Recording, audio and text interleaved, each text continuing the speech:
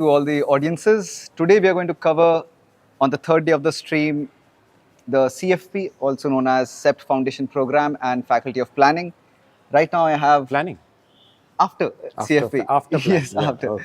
So we have Vishal with us, and he's going to introduce himself Yeah. and also tell us a little bit about the CFP program. So I'm Vishal and I'm an associate professor at CEPT Foundation Program.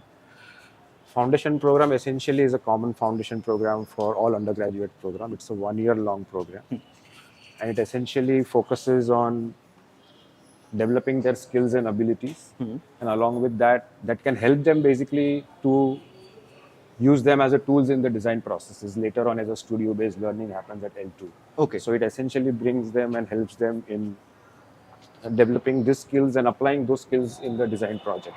Okay. Right? We have the course curriculum divided into like 5 categories, which is visualize and draw, make and learn, analyze and interpret, conceptualize and represent, and read and communicate. And the whole program is spanned across 1 year. And the exhibition that you see right now is of the first semester. Okay. And I can go through it. So we can basically start here, Yeah. where these are initial exercises where students learn to draw freehand drawings without the use of any tools and things like that. Okay. So that because drawing is the basic skill for all departments that is required. Yes. So we start with that because it is the thinking tool. Yeah. And then later on we go into and delve into more different kinds of drawings, like technical drawings, exploded drawings, and things like that. In between, and again, drawing and model making both are one of the 2 thinking tools. Yeah. So in between we have modules also on model making materials, Okay. which varies from paper to boards to plastic materials like clay, microconcrete, and all of these. So these are all the exercises, different kinds of clay exercises students have done. Paper, boards. Here they have done a cube where it has been divided into 7 parts, and each part comes together, and they have to use any material that they like. And they figured out the sections, how to divide it. Yeah, the mechanics of opening and closing is. It's also like a puzzle, right? If you can give it to someone. It's a puzzle that they devise. Okay. And they can use any material of their own choice to explore as well in the process. Here they learn about molding. So this is microconcrete. So they design what they want to mold. Then they make a mold of it, and then they cast it. Beautiful. So they go through a process of molding to understand also that this is also. So the mold also they created themselves. Yeah, they made these molds. Okay, and what material did they use to? Styrofoam. Styrofoam. Okay, very well done for a first year student. Okay. So yeah, it was a 2-day exercise, and then we have also exercises on the material, because material is again a very integral part of all the departments, where the exercise is basically to talk about different kinds of materials, and when you encounter a new material, how do you go about it? Yes. So understanding its perceptual property, understanding its physical properties, understanding where they are being applied or used in the industry, to go and research on those aspects as well. And also manipulating the materials like cutting, drilling, sanding, boiling, hammering. Okay. So they understand the nature of the material also when you want to work or develop something out of it. Right? Yes. And using all of these knowledge from perceptual property to manipulating materials, they come and develop a small model of their own choice using any one of the material of that. And in between this module, we do also have factory visits where students have developed these booklets for their factory visits at different locations. So we have factory visits at one aeronautical engineering factory where they were making some parts for aeronautics and things like that. Did they go to different all different students went, because it's a big bunch, right? So we have 280 students, and it really makes it very non-conducive for all of them to go into one manufacturing unit. Yes, yes. So we have to put them in different parts. They don't go to all of them, but they at least go to one to understand the manufacturing processes and things like that. Actually, it's even better because then you have a multiple exposure as well, and then you can go through them, and the peer learning also happens side by side in that process. This is also one of the very interesting exercise where we ask the students to pick up a mechanical object or any object which is a small size, and then draw it in an exploded view which talks about the assembly of the object and the working principle of the object. So these are the drawings, they are to the scale drawings which they make by opening up their whole project. Here, this is the first where they also start going to the workshop, and exposure to the workshop is also being told. And this here we have introduced a digital version, Shaper 3D software that can be used to develop those same drawings, but it is more. So did they digital. also? So yeah, so they took 3 parts or 4 parts of their And they modeled drawing, it. and then they made Shaper 3D of that particular part. That's what. So it's like an introduction or a tutorial to softwares and things like that. Here, also in this module, they use body as a measuring device. So it introduces them to the idea of anthropometrics, that every design and build is the human body is the center. Right? Yes. And then they use that body to gauge dimensions from a smaller object to an urban street. So by steps or pace measuring and things like that, or thumbs, hands, palm, body dimensions. So they understand all of these, how the dimensions of their body also work. So that just starts an initial step into the process of design. These 1, 2, 3, and 4 modules are largely the basics of elements of design principles. Yes. Right? So we introduce them to basic rules of organization. There's linear, grade, cluster, and all of that. Also rules of visual composition, like emphasis, rhythm, and those like, and rules of visual perception, so gestalt principles. And they generate certain patterns using different shapes to understand each rule of organization or ordering principle. Yes. Then we also introduce them to an initial introduction to typology, where they go through a series of exercises to understand the typeface, the nuances of each typeface, how they are being used in the industry for different brands. Okay. And then they take up a word and design a type which conveys the meaning of that word, right? So for example, if you can see flip here, or small here, or look here, so with 2 eyes, and so those, how do you connect is there.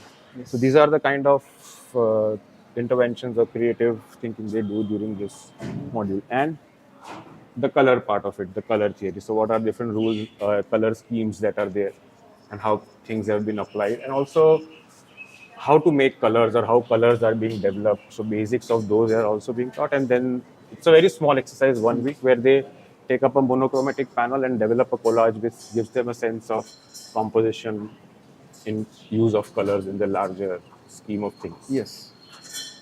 And the application of all of these 3 is essentially done in this, where we give them a personality, could be an artist, could be a designer, or a filmmaker, and they start deciphering their work.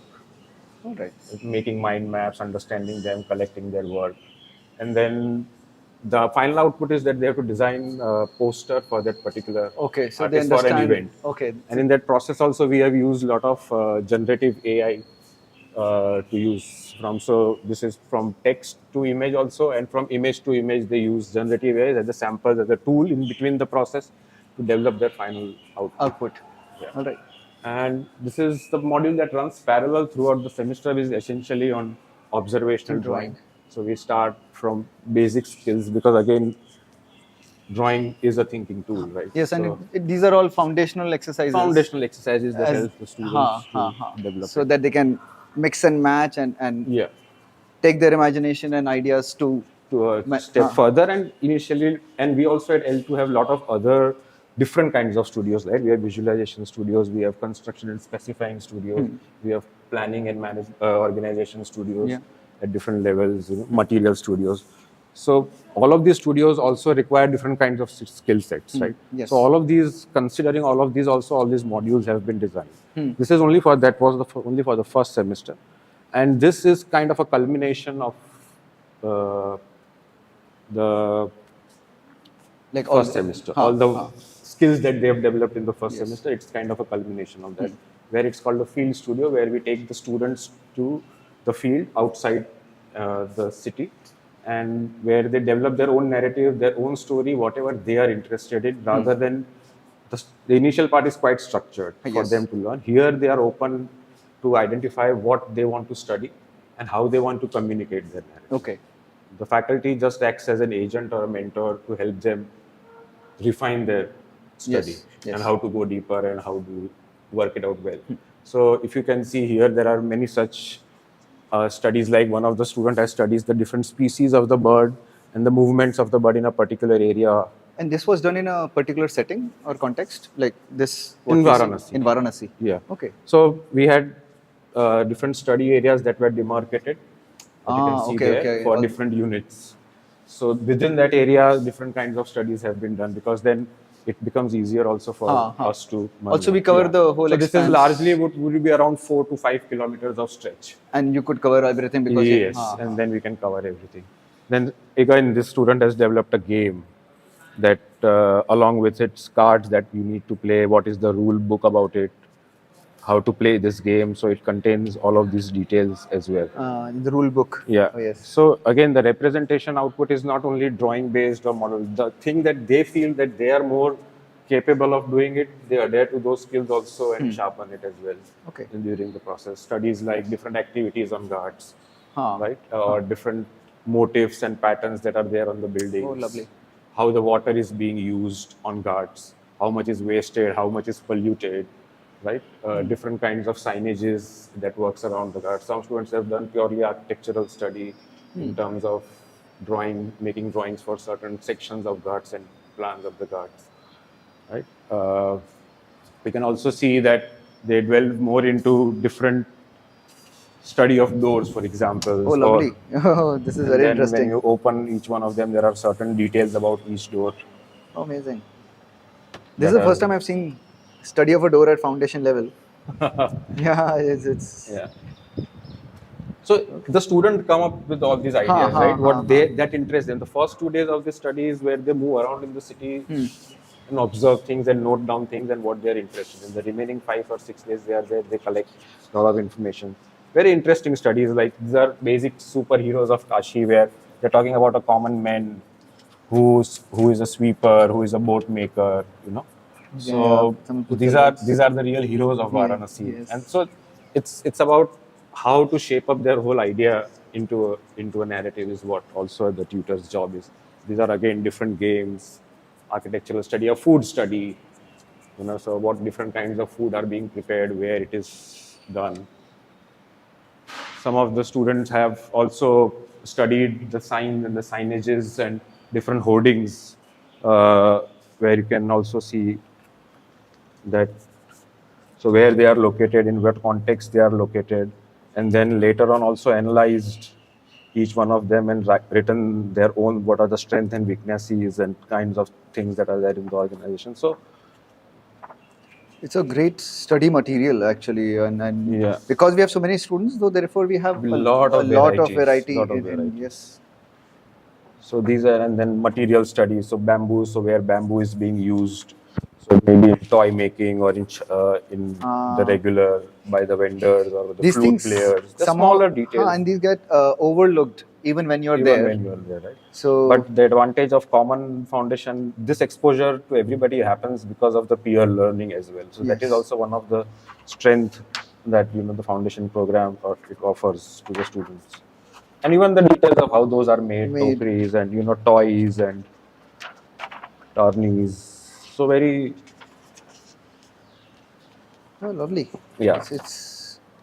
So they themselves go venture out in the study and then come up, meet us twice a day to get the idea of what they have done, and then that's what. Some of the students have also made films, some video essays, small, 15-20 minutes. This is a very interesting one though. On the Ghats of Varanasi, there are not much policemen. Okay. But the new corridor, the Kashi Vishwanath corridor that has been built, it is highly guarded. Okay. So and that's the only area which is guarded. So the student has studied the movement of the policemen and their vision at different times of the day. That's very cool. There's like a spy stuff happening. Spying a spy. I don't think even Indian government might have this data about how these guys are. It's like there's no limit to your imagination. Right? Yeah. So, and your interest also. Your interest also. Very, very interesting. So as I understand correctly, right? So CFP program prepares the student for all the other further programs where they'll be heading. Yeah. So whether it's faculty of planning, faculty of architecture, design and technology. So these 4 faculties, the students are trained equally in the same way. Yes, everybody does. So they also have, when they go further, they have friends in different departments. And that's that's a very important point that you made, because that's kind of a very good thing that is required in today's time. Yeah. The students start to understand that how student from each department also starts thinking in the way their approach is, how each field is interrelated. Yes. Right, so the foundation program sets a stage for interdisciplinary collaborative practices for future. Yes. Right? So of course they have next 4 years after the 5 years in the first year, but it just sets a stage for every student to try and collaborate. And with my experience, what I've realized is when you need a certain person of a certain discipline, you never know. So in future, when you become a professional, like if I have a need of an architect, I have a friend in architecture. Yes, and exactly. then I have a friend go in and planning. Contact him. Let's figure out some collaborative. So you're already networking, and Exactly. your social, culture starts to build up as a more and that increases the strength of the university in the larger context and longer period of time as well, right? If you look at it long. Yes. Thank you so much, Vishal. See you, Gaurav. And Thank you very much. We'll be heading to another section of CFP, which is ROWC, and we are going to meet Sasha ma'am. So, hi Sasha. Just give us a moment. I will be giving you the mic if you can attach it. Yeah.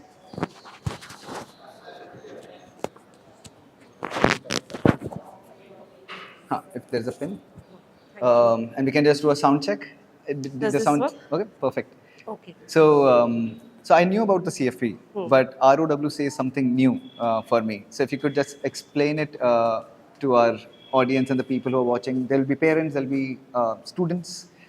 ROWC stands for Reading Objects Writing Craft. It summarizes everything we do, and it's essentially a writing and reading course for the foundation years, for the foundation year, to train students to be able to communicate what they're learning, what they're making, and what they're working with in professional capacity to a wide range of readership. Okay. So that's fundamentally the idea of the course. And I have my own reasons to believe why ROWC is so important, but why do you think it was introduced at this stage, in the first year itself? In the first year itself, because the moment students start looking at design as a discipline, I'm using design broadly. Yes. But once they start looking at any work, other people's work, buildings, architecture, furniture, whatever it is that they're working with, they need to be able to think about it clearly, but also to articulate their thoughts clearly. So we have components where they'll talk about their own work that they're doing in the studio. They will also do research where they're looking at other people's design and talking about it. So I think the idea to introduce it at the first year is to get them used to not just thinking and looking at design, but talking about design. And becoming a part of the wider conversation through reading about design. So, and if you could give us a little overview of what kind of exercises or what the students go through. So we have two essential significant parts of the course. One is where they talk about what they're doing in the studio.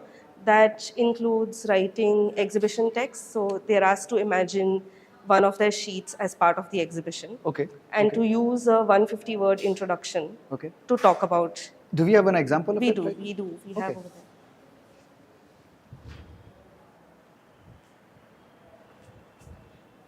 So they've only written about 100 to 150 words. And with the exhibition text, they're introduced to a very wide range of readership. So they're not supposed to use jargon because people will not understand. People will not understand, but they're, at the same time, they're supposed to explain what happened. Because if you look at it, if you're a parent, you don't know design, you look at the sheet, you don't know what is going on, right? True. So they will say things like, innumerable combinations of subtracted forms can be created from the limited catalog that have been explored to create abstract and identifiable figures such as the S on the extreme right. It's supposed to draw your attention to details in the sheet. And through text. Through text. Yeah. So that's the idea with the exhibition text. It's supposed to, the first thing it's supposed to do is say what the sheet is, but also to point out these kind of details. Certain elements. And students seem to have a lot of fun with it because you can see the title, Form. Form from Form. Form from form. So Okay. they enjoy actually talking about. Sometimes puns and the Yes. humor, Yes. integrated humor in it. Okay. The other way of talking about their work is through formal emails. So we ask them to imagine a client who is not a designer and to explain something that they've made. So these are some of the emails. Why I think it's extremely important is because we as designers and because a lot of students approach us, and not just designers, even young professionals, right? And we can clearly see that they lack communication skills, especially written. Correct. That's the first thing we receive Correct. before we go on a verbal Correct. communication. And I think it is much needed from my personal experience because sometimes they don't know how to approach a professional or someone they're seeking guidance or support or work opportunity, career jobs. And I think And especially when you're talking to other professionals Yes. and superiors and seniors, Yes. you need to be concise. You sometimes need to be persuasive. Yes. So we try to get as many readerships as possible through their writing process. The formal email is a part of writing to someone who's not your peer. Yes, exactly. Because you can start at a wrong foot. Yes, if you. So tone, register, where to use jargon, where to use terminology, where not to use Where jargon. not to use jargon, yes. So those things. The other significant part of the course is the research and reading component. The reading goes side by side through we ask them to read certain texts and take them through how to scan the text to understand what it is saying.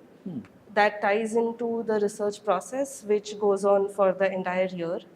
And they begin with a research question. They're asked to pick two comparable furniture pieces and then to figure out what is it that can be compared in the furniture pieces. So they begin with reading about the furniture pieces, and they're supposed to compose an annotated bibliography of about 10 entries.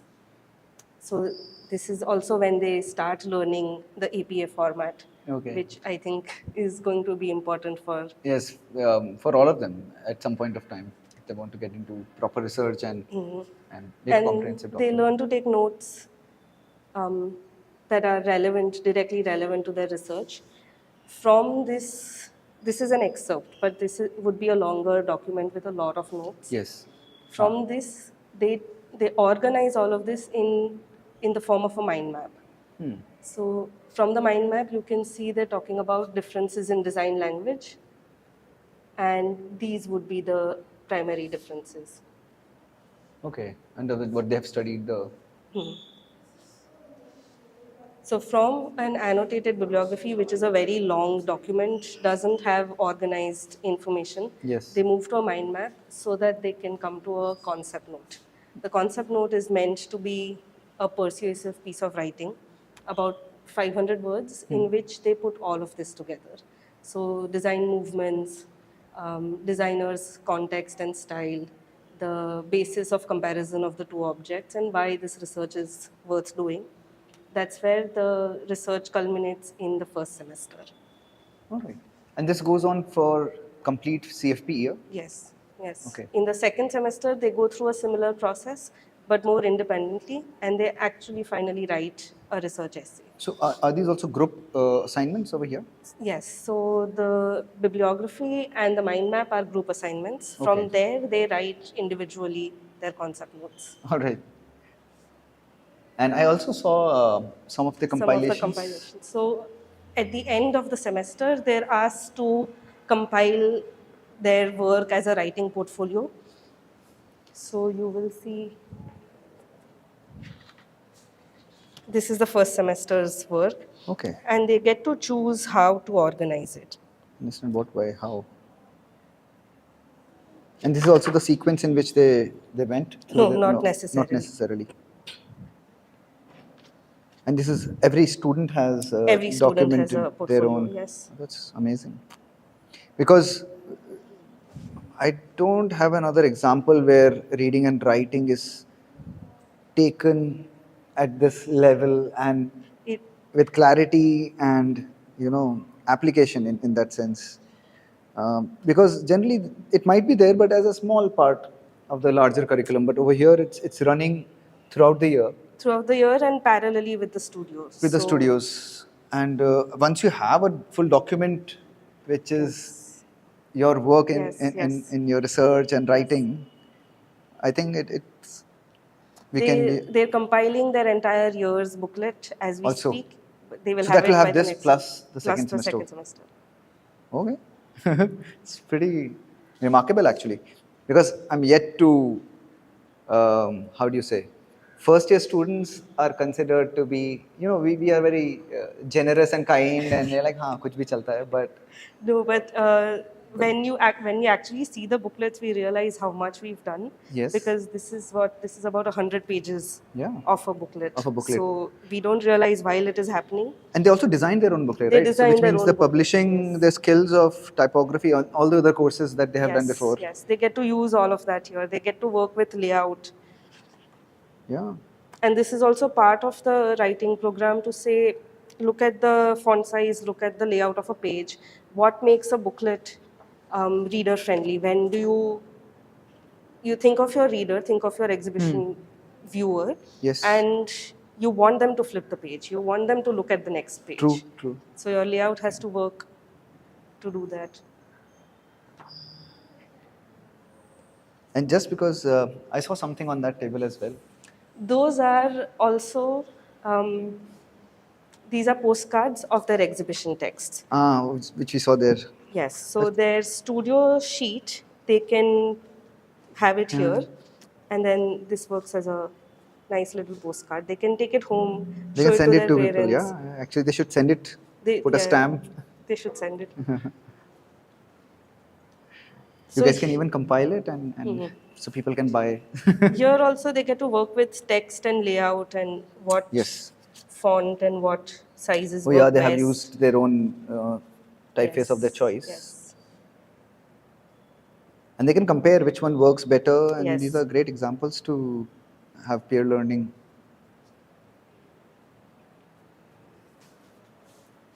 All right. Thank you so much, Sasha. It Thank was you, Gaurav. amazing. I think we have a lot of clarity now with ROWC. And I think it's an amazing program. I think all other colleges, regardless of what discipline they're coming from, because communication is a core skill. Definitely. So I think there's something to learn over here. Definitely. And so we're going to see you guys now with Faculty of Planning. So stay with us.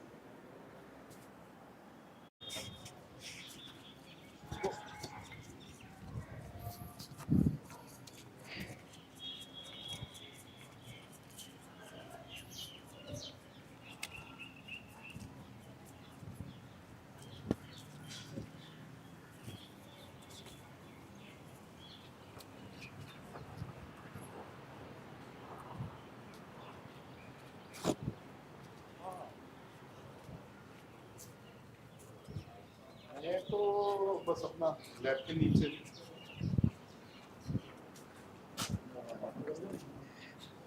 Lab था ना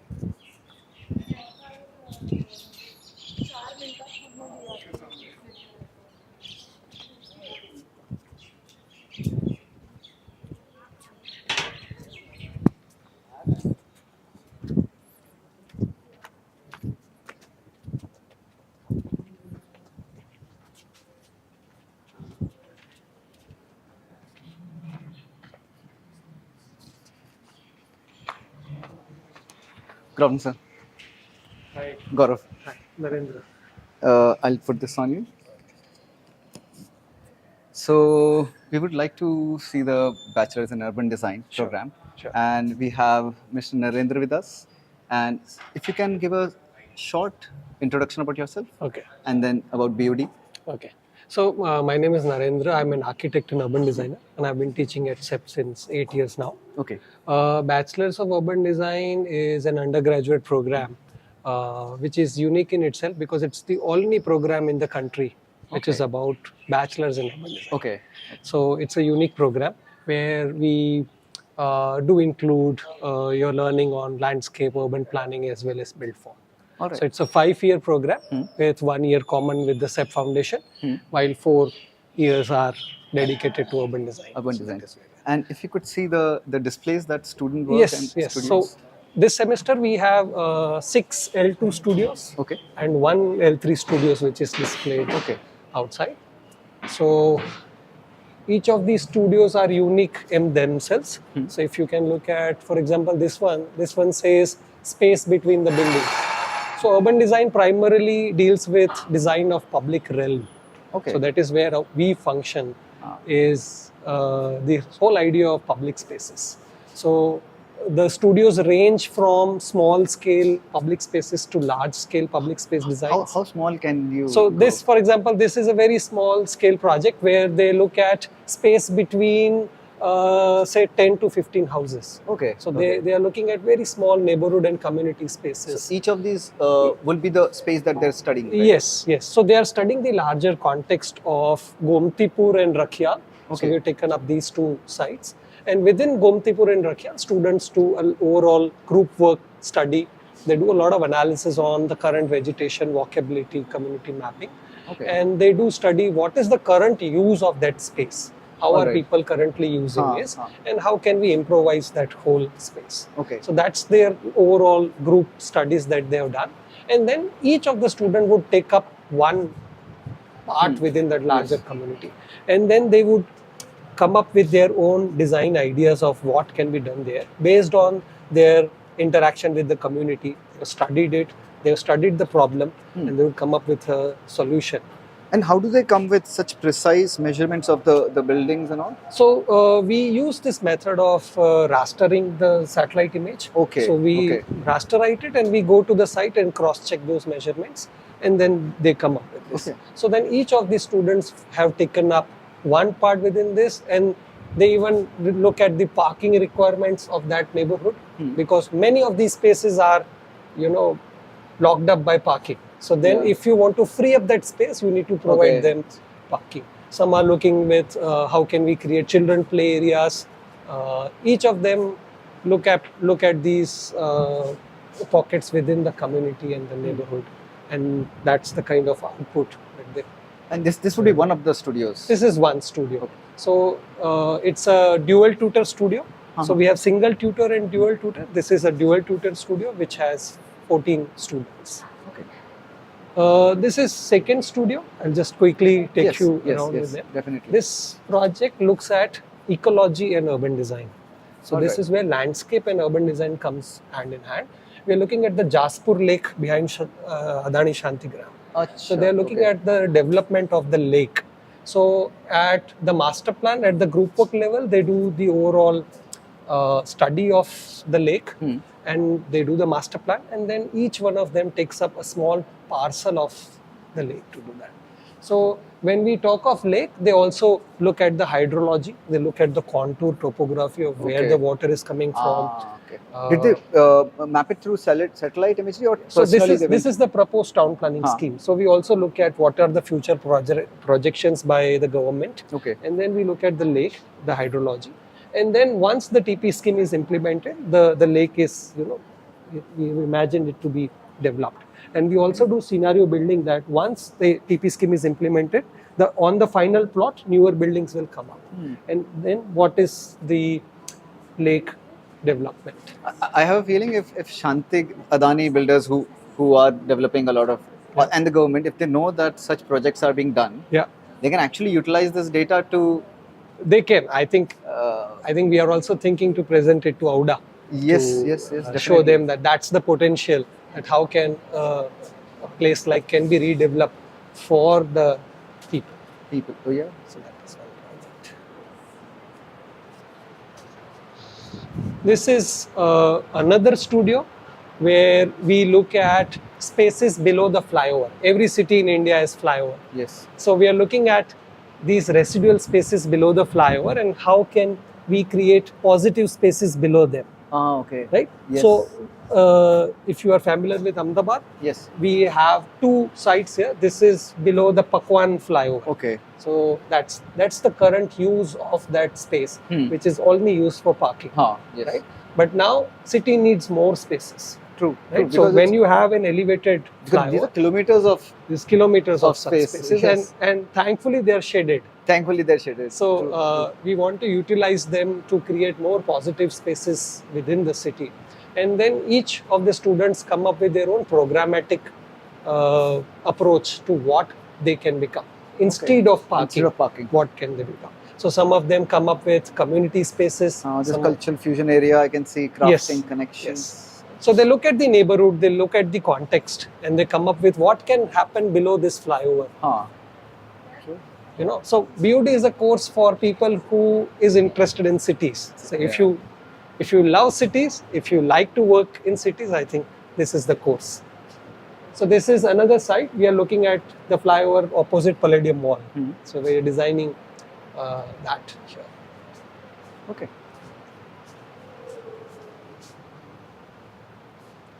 This is our fourth L2 studio, which we look at migrant housing. This is based in Surat. So the studio is looking at the informal housing of the migrant workers. Okay. So they study the current condition of housing and they come up with redevelopment ideas. How can we give them better housing? How can we create better spaces for them? Okay. So this whole space has the L2 studios. We have 6 L2 studios in this semester. And if you have to see something around the L3? That is only one which is outside. Okay. Just quickly take it through. So that is about housing. This is a very interesting studio that we do. It's a very rare studio. We call it generative technique. So we use computational methods to come up with ideas for build form. Okay. So how can we use software as a tool to make iterative design processes? So we give them inputs on what is the kind of sunlight that is required inside the building, what is the public space that is required, and they make these beautiful models. You can see. So all these transparent one are the institutional. So this is again in the old city of Ahmedabad. These are all pole houses with courtyards. Yeah, and the red buildings are the heritage demarcated buildings. So we cannot touch them. Okay, you cannot touch them. So the them. red buildings are grade 1, grade 2, grade 3 buildings. So we are not touching them. Neither we are touching the transparent buildings. So that's the Rani no Hajiro. Okay. So we're looking at redevelopment. First time I'm seeing old city from, and which has the demarcation of the new buildings and the old heritage buildings. Yes. It's rare to see such a. Yeah. So this is that studio. Students come up with their own things. This again is a very interesting studio.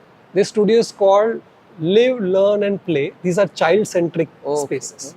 So the first thing that for an adult to understand city from a child's perspective is to use this. And you wear this and you look at the city from 3 feet.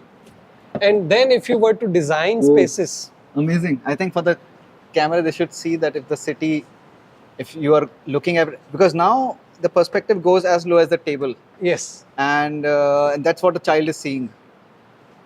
And if they're standing here, for me the table is too high, but for the child it's almost at their face level. So they might not be able to see something which is, you know, how I'm seeing it from the above. Yes. Okay. So this studio tries to look at a lovely tool, I would say. Yes, I think. Also, it is important that how do children relate to the city? So this is a mind map exercise with the student, with the kids over there.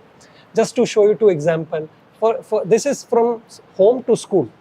So a student, a child who is walking to school remembers a lot of shops, Dukano, temple, house, etc. So he remembers that, while somebody who is driving could remember the junction and some of the landmarks there. So it's very interesting to see. Amazing exercise. This is done by the kids. I always love work done by children because it's something that can hardly come from adults. Yes. You know, their perspective. And then we use these learnings of looking at it from the child's centric, and then we design spaces. City needs spaces for children. Yes, no, definitely. In fact, So these are our 6 L2 studios. okay. I can quickly take you to the last one. So while we go to the L3 studio, what kind of an aptitude would you say, this is for the aspirants, Yes. would you say that they should kind of start inculcating in themselves? I think the only aptitude that is required is your interest and your love to work for cities. Okay. So if you are happy for your cities, you're welcome. And if you have problems with the city, you're welcome. So that's the...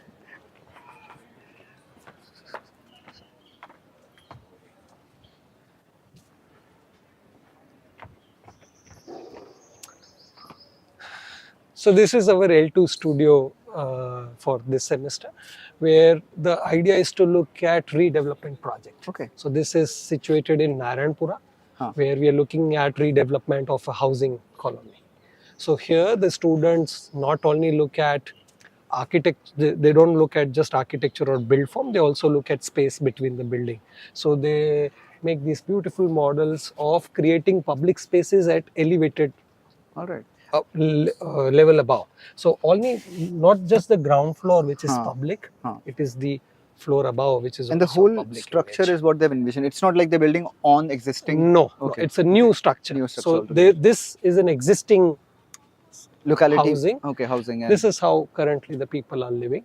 We have documented it, we have mapped it, and we are trying to retain those quality of public spaces. So how can in new housing you can retain those ideas of people sitting on otla, people talking to each other, children playing, etc.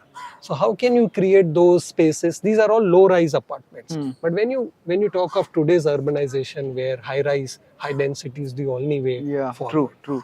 So how do you do that in a high-rise building? Yeah. So that's the kind of studio. And this is the L3. This is L3.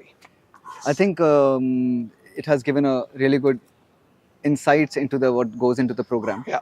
And what we're trying to do is bring a lot of exposure and understanding to the students and parents, so that they can, with full awareness, they can apply to the right program. Yes. So, and thank you. I thank you again. Thank you, Mr. Narendra. Thank you.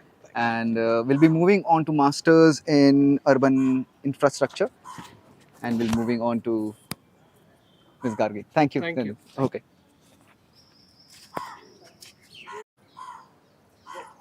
So after bachelor's in urban design, we are moving on to masters in urban design, and we are going to meet Anvesha, who is right here.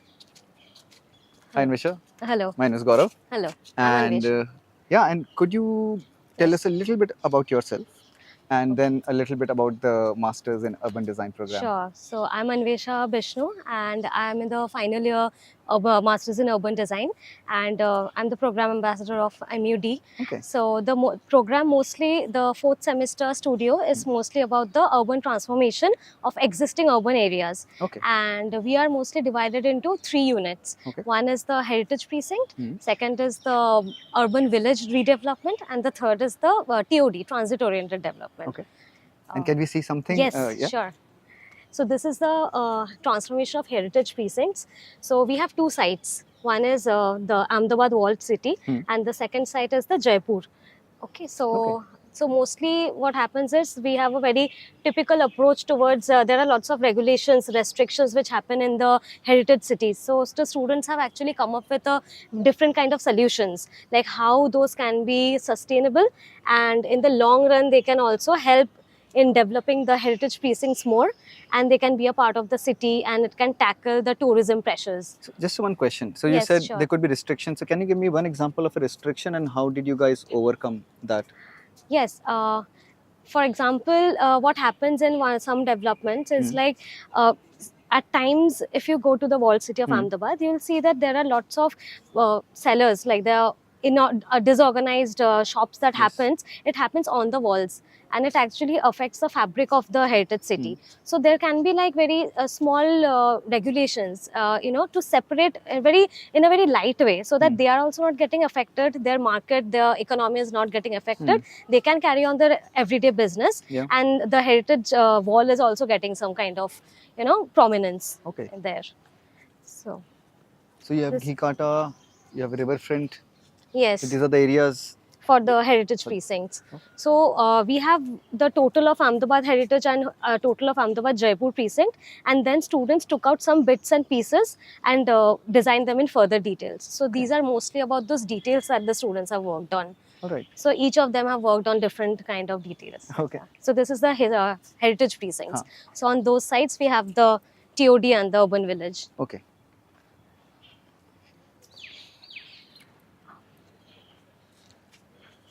Yes. So this is a transformation of urban villages. So this is mostly, if we look at the Ahmedabad development plan, we can see there are some brown spots. So those brown spots are mostly the overlooked pockets of Ahmedabad. And so what happens there is when the development plan is done, they generally do not consider those brown spots. If you can point out, are these the spots we're looking No, at? No, these are these are also individual students' work. So these are some junctions which students have thought are important in order to integrate the urban villages in the city. Okay. So our main vision is how can an urban village play a role in the city.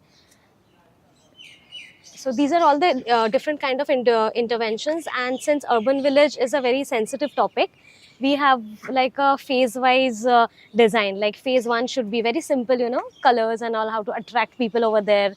Phase 2 would be build form, change of the whole build form and the fabric of the areas. Usually when we say urban, we always think cities, and when we think villages, and you know, but an urban village is a it's not a new concept for people to listen to, but they have been existing for a very long time in the cities.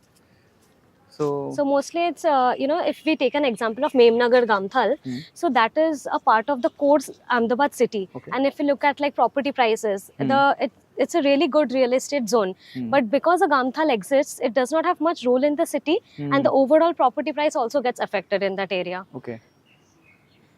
So there needs to be some kind of synchronization between the city, and so it's not left alone. Yes. And so if you look at one of the examples, so here what they have done is, this is a junction. Okay. So mostly the inside part is the Gamthal and the external part is the road in the city. So they have made a plaza so that the Gamthal flows out into the city and, you know, slowly gets integrated. So on that side we have the transit oriented development. So in transit-oriented development, we have two cities, Pune and Ahmedabad. So these are the sheets for Pune. So they are mostly focusing on the fact that generally we see a very rapid growth along the transit system. So they are talking about how there can be, you know, the development can happen around a public area, and the reliance on cars can be diminished and people will use more public transport. So this studio is mostly based on that, and how increase in FSI can be implemented so that there can be towers and there can be more public spaces, because that is one need of the hour, public spaces. Are the people, you know, oriented country, because there are so many, so we need spaces to be designed for people. So this sheet is like mostly focusing on the achieving last mile connectivity. So if we look at the public transport system in Ahmedabad, we can see that even if somebody comes out of the metro, they can't find a vehicle to reach their home. So how can they walk and travel from their work to the destination? And a seamless transition from one mode of transport to another. So this is all about the final year urban transformation studio. Okay, thank you so much. Welcome. And thank you for all the insights you have given. Welcome. I'll request the mic. Yes, sure. Thank you. And we are moving over to Mr. Maulik. Hi. Hi. Gaurav. And so a little bit about yourself and an overview of the MUD program will be great. So I am Maulik. I am an architect and an urban designer and have been teaching at CEPT for about 8 years now. So MUD program largely focuses on the large scale sort of growth that we are seeing in our cities. Urbanization is taking place at a quick pace. Cities are growing. We need to understand how the cities are growing and understand the growth and then be part of that growth, so that we can provide quality spaces, livable spaces to our people. Eventually, the goal for any urban designer, be it BUD or MUD, the idea is to create an environment which is livable for people, comfortable for people. And that is what we try to focus on during our 3 semesters, where through different program. So the first semester that they begin with is this Elements of Urban Design Studio, where we give them an overview of what are the elements of urban design, and then eventually design a small public space, because that is the need of the hour. We need to build more public spaces where people can engage, come together. The third semester takes them to a greenfield project where, with the expansion, cities are growing. Okay. How do you understand that growth? How can you control it or design it such that people can have livable experiences? And then the fourth semester looks at how the existing built form can now regenerate itself, because buildings will age, areas will age. Yeah. Once they age, we need to regenerate them. How do you regenerate them? So these are the it's an three interesting stages. word, regenerate, because when it comes to concrete, Yes. So any little snippet for me to understand the regeneration part? Let's say something very crude example could be how redevelopments are taking place in the houses that we have. Yes. So we have this older government housing which Yes. now needs redevelopment because the concentration of people has increased. We want to redevelop it, but then we don't just want to redevelop it as houses. Yes. We look for commercial areas, we look for providing better networks with Yes. public transport, with other means of communication. Design for children and playground. And yes, and as then much making sure it is accessible for everyone. Yes. Be it kids, elderly, specially able people, anyone. Okay. And any specific studio work that you would like to show us? So I would like to take you through one of the studios that we did this semester. One was the fourth semester, the other is the second semester. So she already explained you in the Yes. previous part what they were doing, which was the regeneration part. Yes. This one is an introduction studio where we introduce them to the different elements of urban design, where if you look at this set of work, they start to understand how streets are, how open spaces are, how building types are. So we try to understand street elements, the elements that are present in a building, elements present in open spaces. So this basically is understanding and analyzing an existing situation, which may be from India, may not be from India. Okay. That is our first half of the studio. And then the second half focuses on how do you utilize that understanding and apply it to an actual design. So if you now look at these projects, and if you come around, you will see lakefront development projects. An existing lake, how that lake can be improved, how can the accessibility improved, how can the streets adjoining to it be improved. Then we have projects where an entire street market has been redone. This is the Vastrapur lake, which is an extremely busy lake which has a lot of vendors. And how do you make that street walkable? Yes. We have our streets, we do face difficulties while we are walking. So one of the challenges that we put forward to our studio or the students is how do we make them walkable? How do we make it, a good experience for all our all the sort of user groups. So what you will find across all this is, if you look at all these tagboards here, they are all the studies of existing structures or existing urban areas. And then these are studying the urban areas of Ahmedabad and analyzing the issues that they face, and then giving out a solution of how they can be improved so that the quality of life improves. Okay. Yeah, so that pretty much is it for this studio. And the other focus that we have in this particular studio is how do you represent all these things? Because we generally have all the ideas, we want to do certain things, but how do you represent them? Yes. So again, this becomes a base where we figure out methods of representation. How do you represent street? How do you represent a building type? How do you represent open spaces? So this becomes a tool eventually, a tool to design, a tool to analyze, as well as represent. Because you have to communicate it to people Exactly. who might not be from and the to field. a layman. To a layman. So Yes. a view like this would help a layman. Yes. If I just draw a technical drawing like they this, will not maybe be a able layman to. won't be able to understand. Even sometimes clients, I'm saying. Yeah. Because they're not coming, They are they're not not- experts of the Yes, respective yes. field. So this first half of the semester is building up a tool in 3 aspects: study, analyze, represent, utilize the same to an existing scenario, and design a space. Okay. That is pretty much what we do across our studios. We do it in 3 parts. We have 3 tutors, 3 units. We teach the same thing. We have expert sessions. lectures from experts of this field who have experience of 20 years, 15 years, but in different fields. Some are expert in lighting, some are expert in creating street designs, some are really good with lake edges and lake fronts and park design. So we try to call them, have an interaction sessions with our students, and then they try to utilize those learnings as well.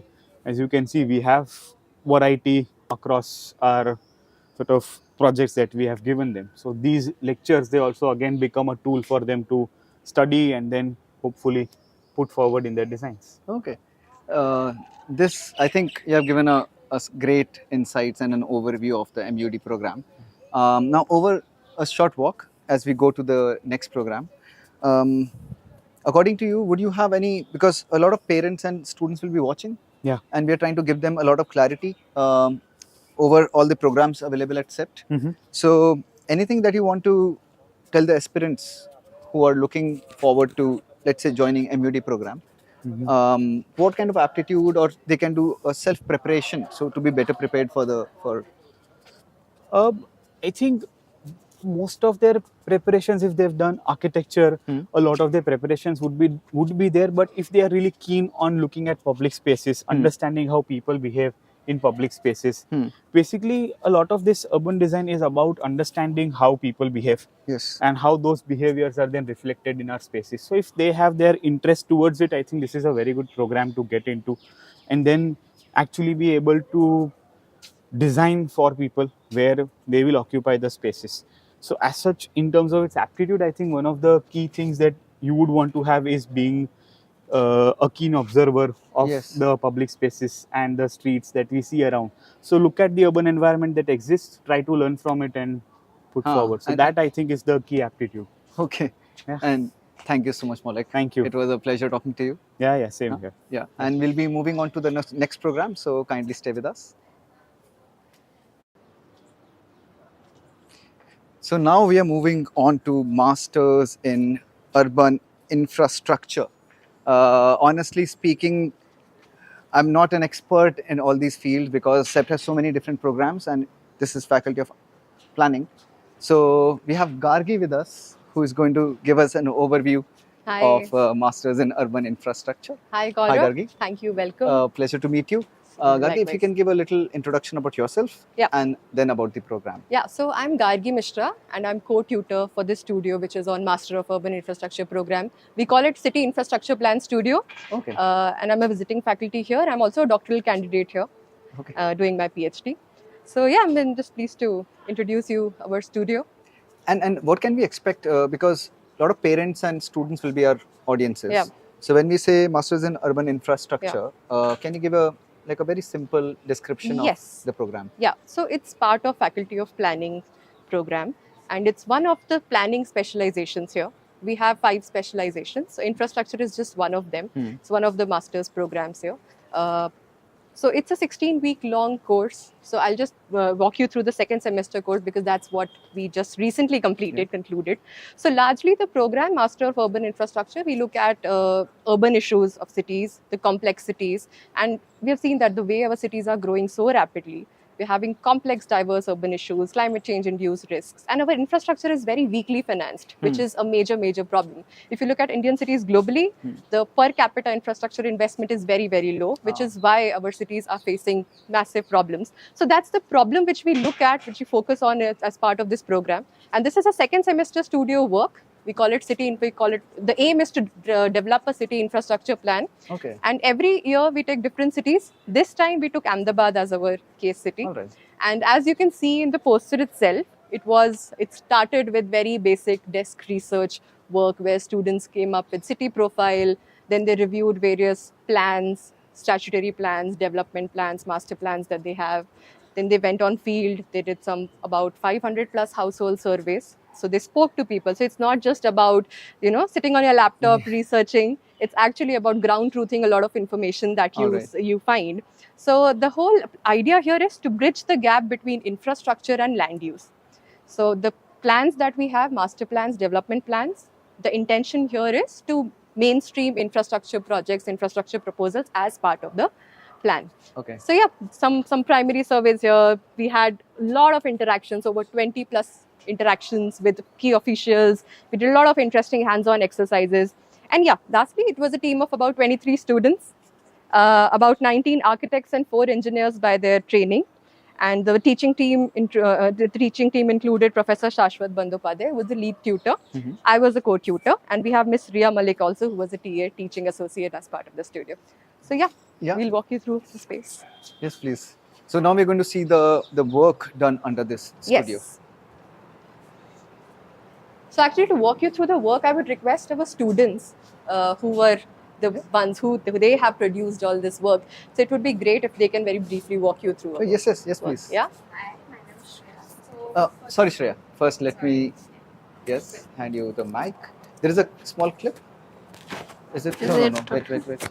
That's the place you press it. I'm sorry. Yeah, is that Perfect. fine? Yes. Yeah. So for the city infrastructure studio, for the first, we have gone through various surveys. We have done around 450 plus surveys around the periphery of the AMC region, mostly in the municipality region and Gram Panchayat regions. Then we come back within the DEX research, then with the ground truthing thing. Then we also visualized how the 2041 how the city gonna look like in various sectors, like 5 sectors. We have wash and non-wash. So and despite of all the infrastructure facilities coming in. And what does wash and non-wash mean? Okay. Yeah. So we have like 5 sectors. So water supply, sanitation, and solid waste, they basically forms the wash sector, like the wash, and the social infrastructure which comes along the schools, health system, education, and the blue-green infrastructure, which is current trending in terms of the city going to a sustainable, resilient, and India's, the goal towards the net zero, which is the main sector. Blue-green is the only sector that can cater to that. So those 2 are the non-wash sector. Okay. So we just let you do the. So basically, this is the social infrastructure sector. So this is the overall group panels. We have only 4 to 5 each student in each group. So this is all the gaps. We have identified what are the gaps analysis by interviewing various key information to the authorities, and we also gone to surveys, and we ground truth ourselves, visited sites. We have come up with various problems, what the gaps, and then we have got individual pilot projects where we have tried to propose solutions what are in that can be amalgamated with the 2041 development plan, master plan of the city that is going to come up here. So this is for the social infrastructure sector. So a very interesting, some social amenities hub at the TP scheme level. As we know, Ahmedabad works on the local area plan, which is the TP scheme level. So at the basic level, how it gonna integrate so that it can be realized at the ground level.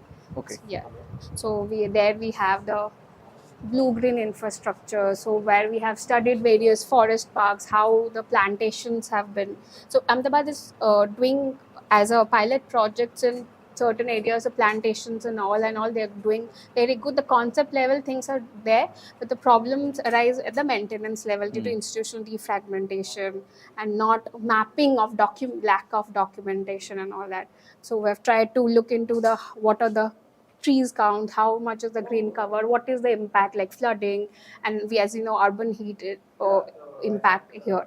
So then we have tried to this is one of the pilot projects that says how to map a green place, because what is green is very vague idea. It differs perspective from perspective. So what is a green area and how do you measure it based on various indicators? Then this is the physical intervention, how as I said, it's Ahmedabad happens to do local area plans on a TP scheme level. So how to integrate a green TP scheme, like an eco TP scheme, so that it get integrated with the. So as I understand, as a student, you must have been through a lot of on-ground experiences. Yes. Anything you recollect which kind of gave you a new insight or some experience, if you remember, from your.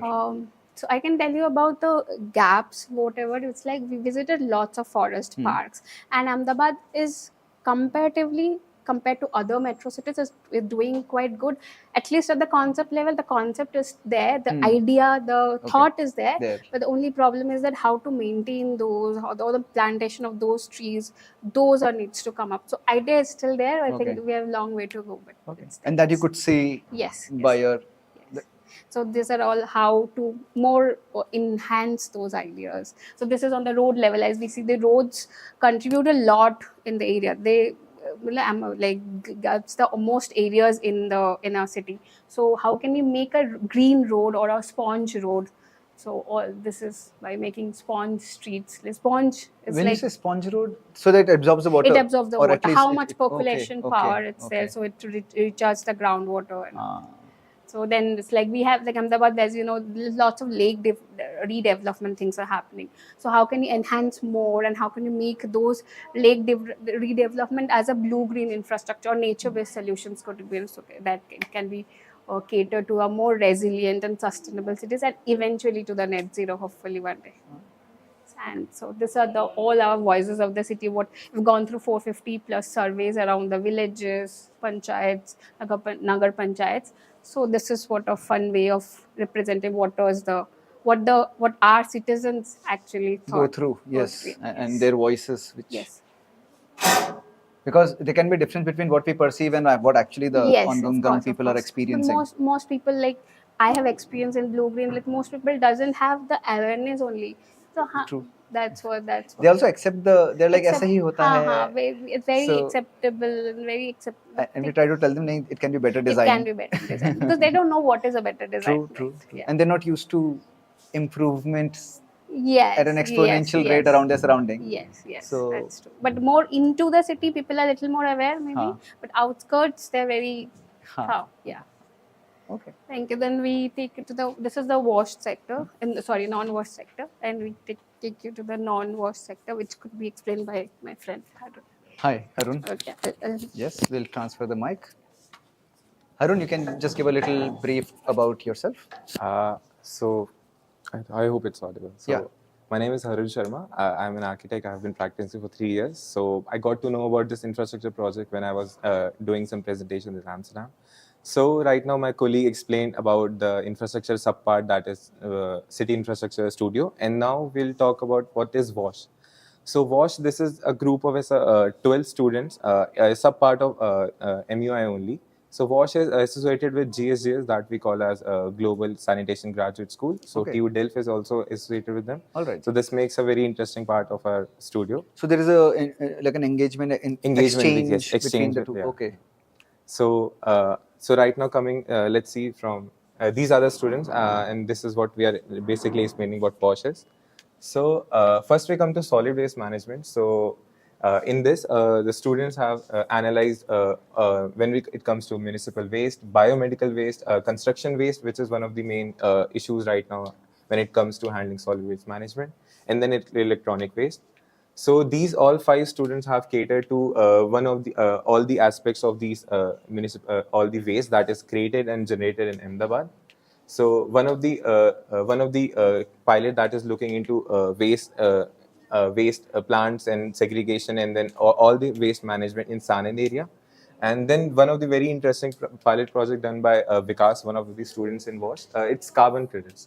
So right now he is proposing how we can actually generate carbon credits while we are processing our waste in Ahmedabad, and then how we can generate revenue out of it by selling it to international markets. Okay. So this is one of the very interesting studies that is done by one of our students.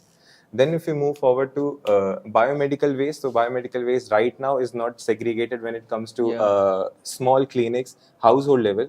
So he is proposing how we can actually do that, create some hubs where this can be segregated and treated. Also, he is proposing how the collection process can become very efficient when we introduce one of the component in the existing trucks only that are collecting these waste. True.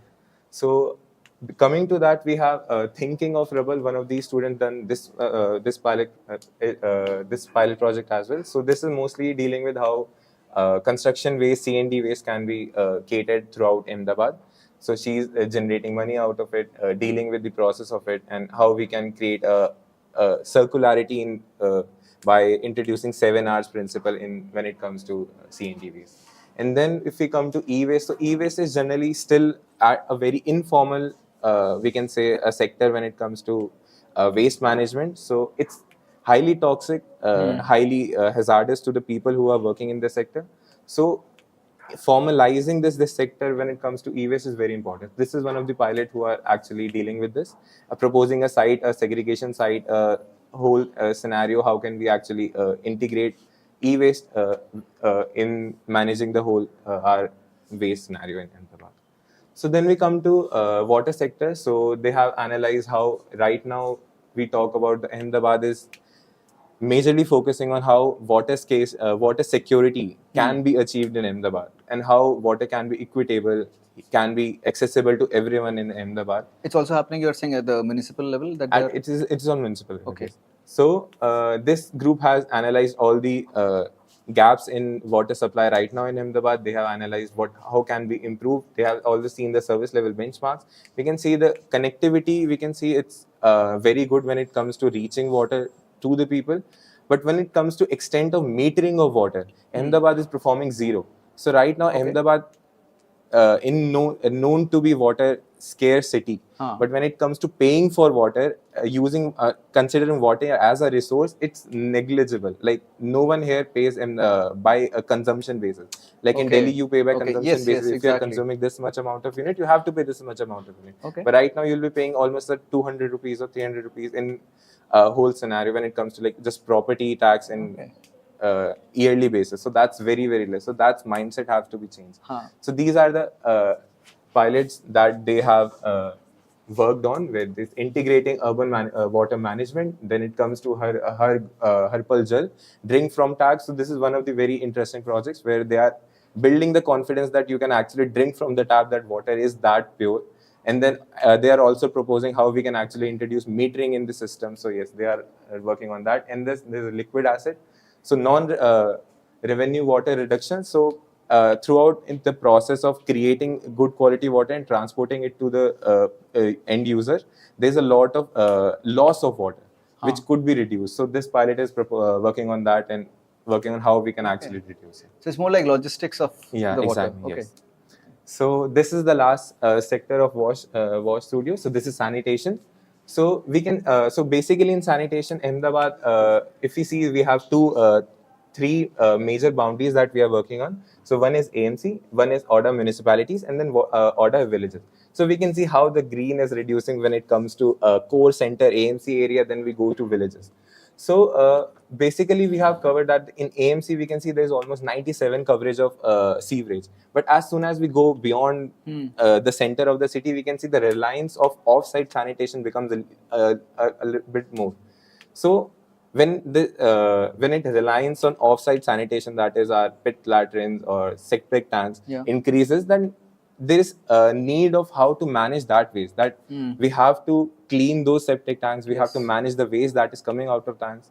So we analyze the whole situation, what is happening in those areas, how are they dealing with that, and through that, and we also talk about that how when it comes to sanitation. So our STPs, that are sewage treatment plants, are plumbing stations. So approximately 80% of the O&M cost is going to their electricity bills. So we are also looking into that how we can make them sustainable. So our goal is making it equitable, making it sustainable, and then again creating a circularity when it comes to sanitation sector. So Safai is one of those pilot projects that are dealing with the fecal sludge management in peri-urban and urban areas, peri-urban and rural areas. So as soon as we go back outside of AMC, we can see these areas are poorly performing. So this is they are projecting what demand will be there, and then how we can actually cater to the problems that are happening when it comes to collection, desludging of the STP tanks and rest. So next, one of the pilot projects that was done by Monisha, one of our colleagues. So she is working on how we can actually increase the sustainability of our STPs and plumbing stations. So she is proposing a very interesting idea where we can actually capture the methane that is created in the STPs, and how we can sell that thing and create electricity out of it to run the STPs while selling the methane capture to generate revenue out of it. So this becomes a really, really interesting topic when it comes to making circularity in sanitation and making it sustainable. So when we talk about, we were talking about how sanitation and all the aspects, we are trying to link it to the land use TP schemes. DP schemes are statutory plans. So this wastewater, the new gold pilot comes into that solidifying the reuse of water in the TP schemes itself. So like it becomes mandatory for the zones to actually reuse water. So this is a very interesting project as well. And when we have solidified that yes, we have to reuse water, then how we can actually jump to the reuse of water. So this is Navosot. This is what I have worked in this one. So initially, if we see, this is mostly providing reuse water that is generated in AMC and providing it to industries or constructions or analyzing what are the markets of the reuse water. We are generating this much waste, we are treating them, but right now we are not using anything. So to even sell it, we have to analyze what is the market of it. So if I take a few numbers, so in the last 7 years, almost this much square meter of area construction has happened in Ahmedabad. So if we can say that we can sell 2 KL per meter square of water to these construction sites, so there are approximately 7,000 million liters of groundwater that could have been saved in last 7 years is lost, and almost 25 crores of yearly revenue opportunity is also lost. So this becomes a really interesting market where we can actually reuse our STP water by treating it to at least grade 2 level. Then after treating it to grade 3, we can actually analyze, like we can send this to industries also. Taking one example like Vatwa GIDC, so their demand approximately right now is 50 MLD. So if we are selling them water at 30 KL and seeing what will be the revenue generated per year, so that is approximately you'll say 25 crores yearly revenue just by one Vatwa GIDC area. So that's a really huge, like 0 to 25 is a really big jump. You can see. No, what I'm also seeing is that students have done work and it's presented in a format that whether it's the government, investors can now understand. Exactly. Because the numbers are there. Exactly. So they understand the value proposition that you're placing there. So I think that is... For us, it's important to talk money also. And then representing what could be the framework of how money can come, can money go. And then we have also analyzed like what could be the PPP model, how could three-party model could be, who will be providing money, how we can actually manage it. It makes it really easy for the people who have the power to approve such certain things, to understand and to quickly, because you have done the homework for them. Right, true. So it's all about now their authorization about, exactly, certain projects. Exactly. So okay. That was one of the feedbacks that we got in our jury as well. So after coming from all these sectors, now we have come to the Sudhar. So this pilot majorly focuses on the urban poor sector. So the people who are living in slums inside the AMC region. So that becomes a really important area to actually study. So Ahmedabad and Indore comes in a very good case studies when it comes to actually handling slum areas. Because right now, even if you see, most of the slums that right now in Ahmedabad they are having their private toilets. So that means they are way above on the sanitation ladder, so to speak. So, but right now we still have some issues. Some of the slums that are on non-tenable lands where we are not allowed to build, where there is still, we can see lack of O&M, which we can say. So this whole pilot actually works upon how we can actually improve their livability, as rightly the name said, Sudhar, how we can Sudhar their right now their living as well. So after coming from all that, we can come to our conclusion sheet, which is here. So in the end, this was our whole goal, to actually create a city infrastructure investment plan.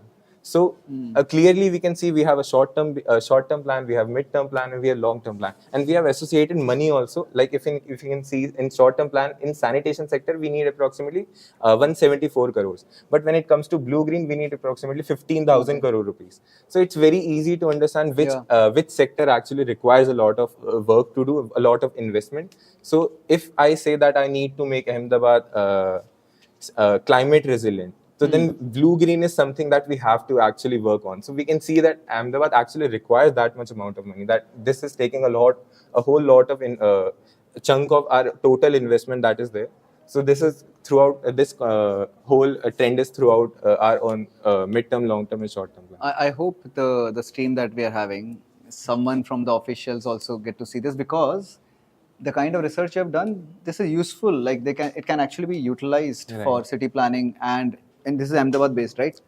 So therefore, I think I hope this can reach out to them, because you have already done all the work. Actually, a very interesting aspect helped here. So taking Ahmedabad was a very very interesting topic because right now Ahmedabad is in process of making a new DP 2041. So we had as a guest lecturers who are coming and teaching us how we can do this. People from UNICEF, people from WRI and other fields, practitioners who are working in this sector only. We went to AMC, all the stakeholders, ORDA, AMC, all the municipalities, Sanan, Kalol and all the GIDC areas you saw in that to collect the data, and they showed their interest that yes, this could be something else. And please share your work with us, and it could be really great if we can actually get some help out of it. So yeah, it was really good. So thank you so much, Harun. Thank you. And so much. if on a okay. Oh, there's So okay. So just to understand a little bit more about what are the word terminologies we use, what are the aspects. Yeah. Okay. Okay. So we have created a whole game out of it.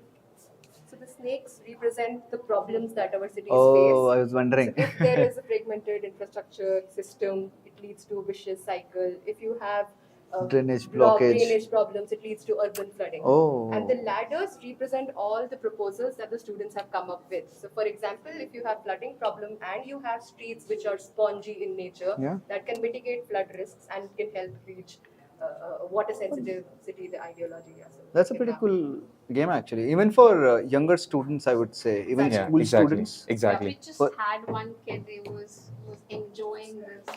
We had few practitioners from academicians who actually told us that says this you can actually reach out to schools who want to actually teach SDG goals, because SDGs, reading about SDGs become the main topic in school. SDG. It's this SDGs okay, only. okay. So it's all about sustainable development goals and how their studio projects can lead to different SDGs. And finally, we had come up with this output of the studio, which is coffee table books in 2 volumes.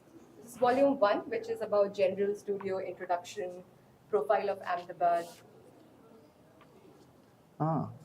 Diagnostic city visualization. City diagnostics, where students assessed municipal finance, they looked at economy of Ahmedabad, they looked at institutional frameworks, and of course the 5 sectors that they've taken: water, sanitation, solid waste. They've even looked at nighttime light data, which is a proxy tool used by economists to sort of look at urbanization. And does this culminate everything that we have seen so far? Yes. So the second volume is about 5 sectors that you have seen: water, sanitation, everything.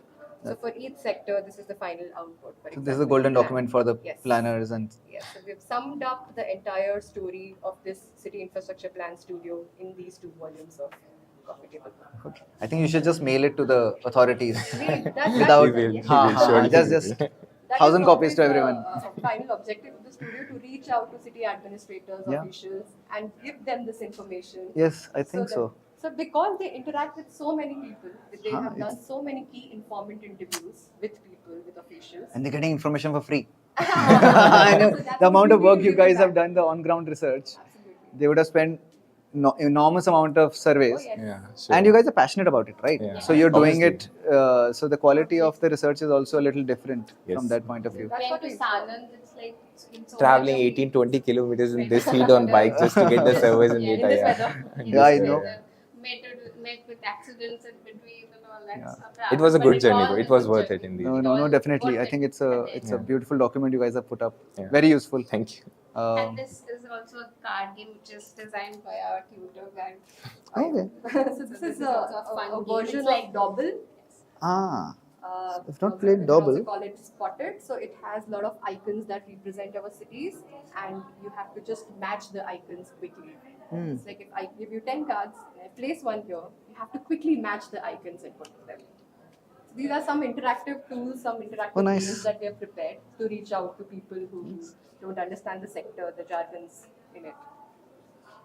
Amazing. Thank you for the overview and for the deep insights that you have given me. Because I'm at CEPT right now, but it's taking me time to understand each domain. And this exercise has been really nice for me personally to. Thank you.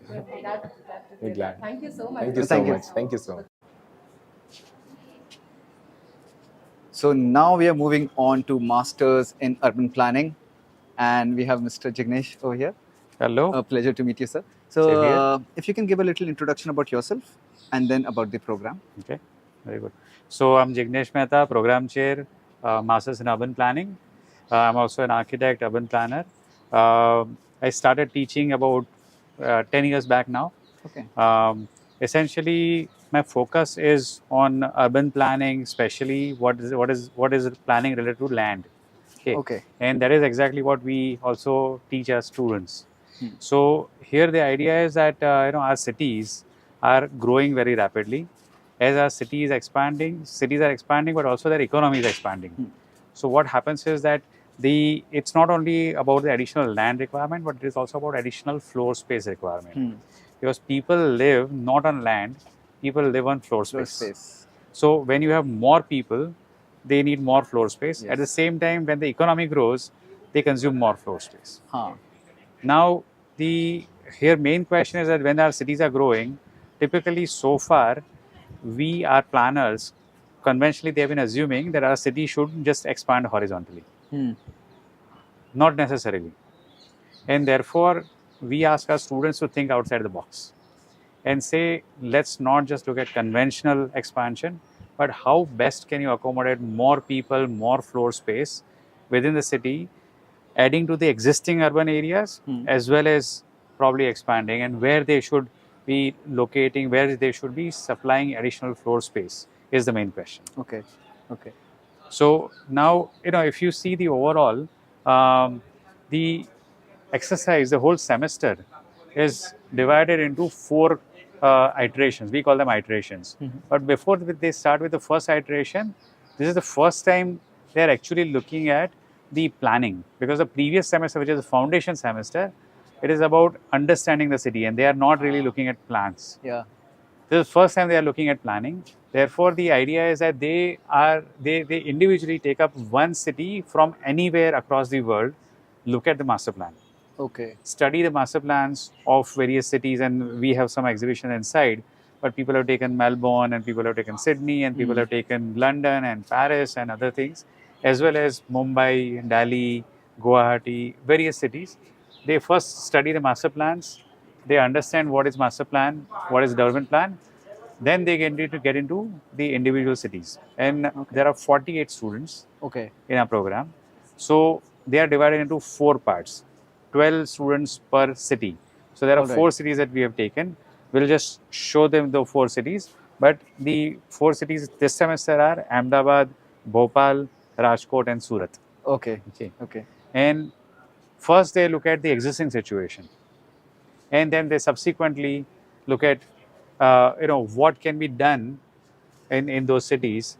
So they come up with the concepts for how those cities should be developed. Subsequently, they also then start identifying the road network, zoning, infrastructure, etc., which my colleague Arun will also talk about. So I'm not going to get into the details of that. And then subsequently, they detail it out in terms of what will be the cost of developing this infrastructure, developing the road network, and also the revenue, where the revenue will come from, and what is the kind of budget and budgetary allocations. So that's the kind of overall process. In that, we also have multiple lectures, input lectures from various experts. They also do the debates, internal debates. Okay. And then they also go and meet with the authorities. So they go and meet with the real authorities. You can see those pictures below, but Rajkot, Bhopal, Ahmedabad, ODA, Surat Urban Development Authority. And they also receive the feedback and comments from them. So was there any specific intention with these 4 cities that you have mentioned? Yes. So the idea is that they need to be of sufficient size so that they can understand the complexity. And should have the data also. And the second one is that they have to have the data, because there is a large data set that they need. Yes. And the data set needs to be available. We don't want our students to spend half a semester just chasing the data. Just chasing the data. Yeah. Right. It should be available and so it should all be available. So and especially here, they need to look at the cadastral data. So what I'll do is probably I'll just show you some of those panels there. And if you see, for example, this is Bhopal. And the students, they have looked at how the overall Bhopal currently is, the existing situation, and then how it could be in future. But in that, especially since you're talking about the data, what we really need is the cadastral level data. Okay. Cadastral level meaning in a development plan, for a plan to be successful, each and every plot owner, each and every property owner needs to know which is his plot and Okay. what is being planned, what color, what zoning, what kind of road network is being planned next to his plot or her plot. So therefore, that cadastral data becomes very important. And there are only these 4 cities where we have sufficient cadastral data that our students can use. And does this data is available to the common man in that sense? So slowly they are being made available. Currently, it is not. It is not. So that's where we generally all this data that we have gathered is over time from different authorities. Yes. Then our students have also added on to that. Yeah. Our students have corrected the data, improved on the data. They have put the existing land use, what is the current built up, etc. Okay. And then they work on top of that. But the overall approach here is that the students have to think outside the box. And beyond conventional, so also the cities, when you are thinking of developing a city, each of this is a zone. Okay. Now, where do you really locate the higher densities? Where do you locate the lower densities? Which areas do you conserve? And all that becomes very crucial. So let me also point out one of the maps here. So for example, if you look at this one, now this time we also integrated some analysis and quantitative modeling techniques. The students will look at different layers and said that where is the development, where is it suitable to develop? So the development suitability. And all the forest areas, all the water bodies, etc. are not suitable. All the wetlands are not suitable. Not suitable. So they have to be blanked out. Then the remaining area is where you have the potential. Yes. So if it is closer to the existing road network, if it is closer to the existing development, Yes. there is higher potential for development. Okay. So that is the suitability and potentiality map. That then, and this is regardless of what is zoning, what is the regulation. This is the based on the as is, what is on ground. On ground. This is the development Yes. potential. Okay. Okay. Now on top of that, where do you really want this development potential to be realized? Or where do you really want it to attract? And that is where the planning comes in. Okay. So this can be a good suggestion for the government to Absolutely. that these are the areas that you can look into. Absolutely. Absolutely. And also we have this time they have created these different models. So you can see each of these layers represent the FSI or FAR. Okay. And that is a floor area ratio. Okay. So how much a person can build in terms of 1 FAR, 2 FAR, 3 FAR, 5 FAR. Would it be the So this is not really the height, but if you have a plot, you can build the 2x of the area of the plot, or you can build 3x of the area of the plot. Now, if you build lesser area on ground, you can go taller. Yes, exactly. So this is not exactly representation of height, No, but the amount of floor space. What you can build, how much in How much of particular floor space you can have. you can build, and this is the permissible floor space. That doesn't mean that everyone will build exactly that much. So that's a regulation basically. So this That's is the permissible. Within that, then they can build as much as they would like to see. So that's the kind of, and then this is where you can see all these corridors, which are the BRTS and metro corridors. So the idea is to incentivize the development in those locations. Okay. So there is additional incentive given so that more people can live and work close to the metro and BRTS. Okay. So that's the overall idea. What I will also do is I'll just walk you into the last part, and then I would request Arun to talk about the next part. So that is the comparative indicator matrix, but I'll just show you some analysis.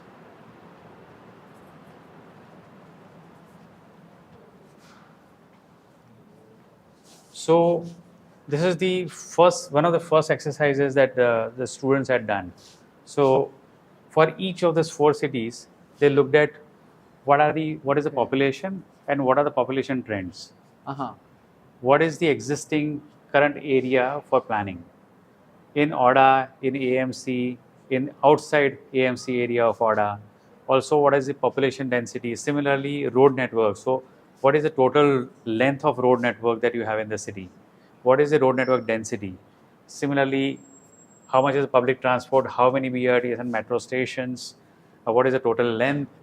Similarly, existing green and blue network. What is also the urban heat island effect? Also, the watersheds in the area. So, how many rivers flow and the water goes from where to where. Also, the NDVI, the green cover, and then similarly the built up area. So this is how much area is built up. Also, this is very interesting. What this also tells you is that per capita built up, meaning per person, how much floor space is consumed. And then what is the land use, the current development plan, and current the road network according to the current planning. And then overall, what is the FAR currently? Now, similar studies have been done for all these different cities. Okay. So this is this is Surat, and then subsequently at the back is Bhopal and Rajkot. Okay, so all these different studies are done, and then ultimately all this comes down here to a comparative matrix. Okay. So where you can see Ahmedabad, Bhopal, Rajkot, Surat, and then what is the population in each of those cities. Similarly, how much is the green and blue areas in each of those cities? How much is the per capita green area? And today we are talking about increasing the green and blue network and the impact of climate change. So this is one of the focus areas. And similarly, how much is the total built up versus the per capita built up area each city is consuming. So all this really feeds into the next level, which is the next level planning. Okay. So this is where I think I'll probably hand it over to our colleague Arun. He's the tutor for one of the units. We have 4 units, as I mentioned.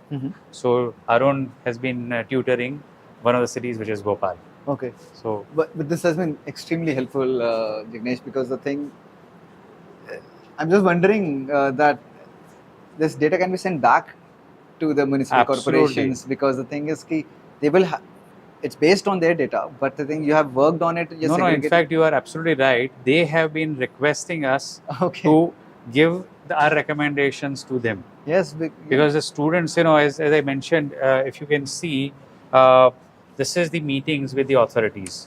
You can see Rajkot Mahanagar Palika. So they went and met with the authorities. Now they have been currently doing the development plan for Rajkot.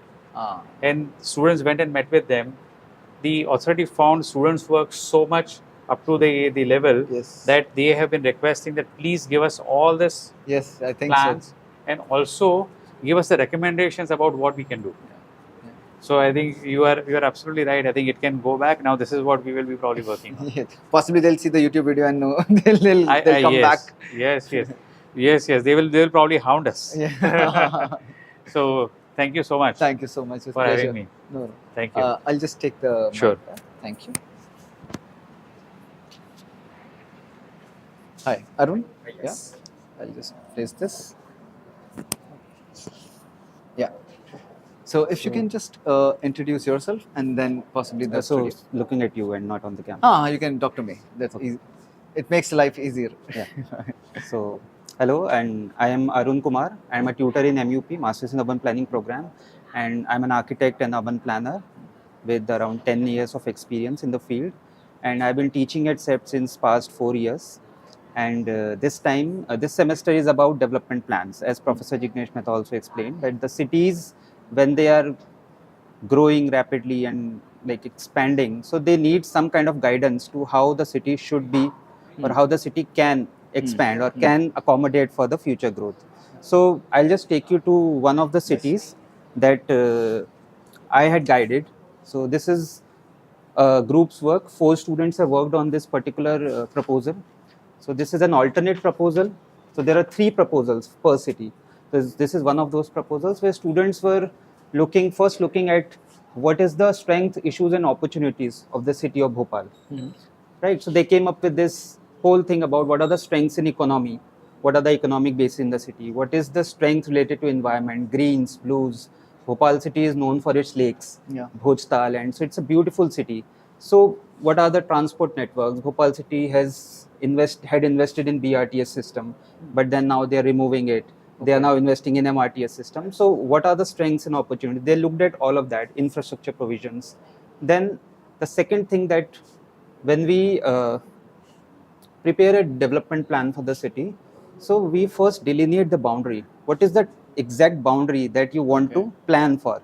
So that's why students were looking at redelineation of some of those boundaries. So like when this happens in real life, the boundary delineation happens first. The villages which are to be incorporated, they need to be notified in a gazette notification, and then the planning process starts. So that's where they identified that these are some of these areas might have more potential because they are industrial areas, job generators. So it's better to club them with the main city and plan it together with the city. That's why they included this industrial area into their boundary, and then they looked at different layers, various layers, and came up with a potentiality map, which are the areas which have highest potential for development. So, and another thing that we like focus on this studio is different debates which are prevalent in urban planning. For example, like Professor Jignesh also mentioned about FSI, FAR. There are some cities in the world that are debating whether do we need FSI to control development or not, or should we leave it for the market to decide as per the demand. Wherever people want to develop, they should be allowed to develop.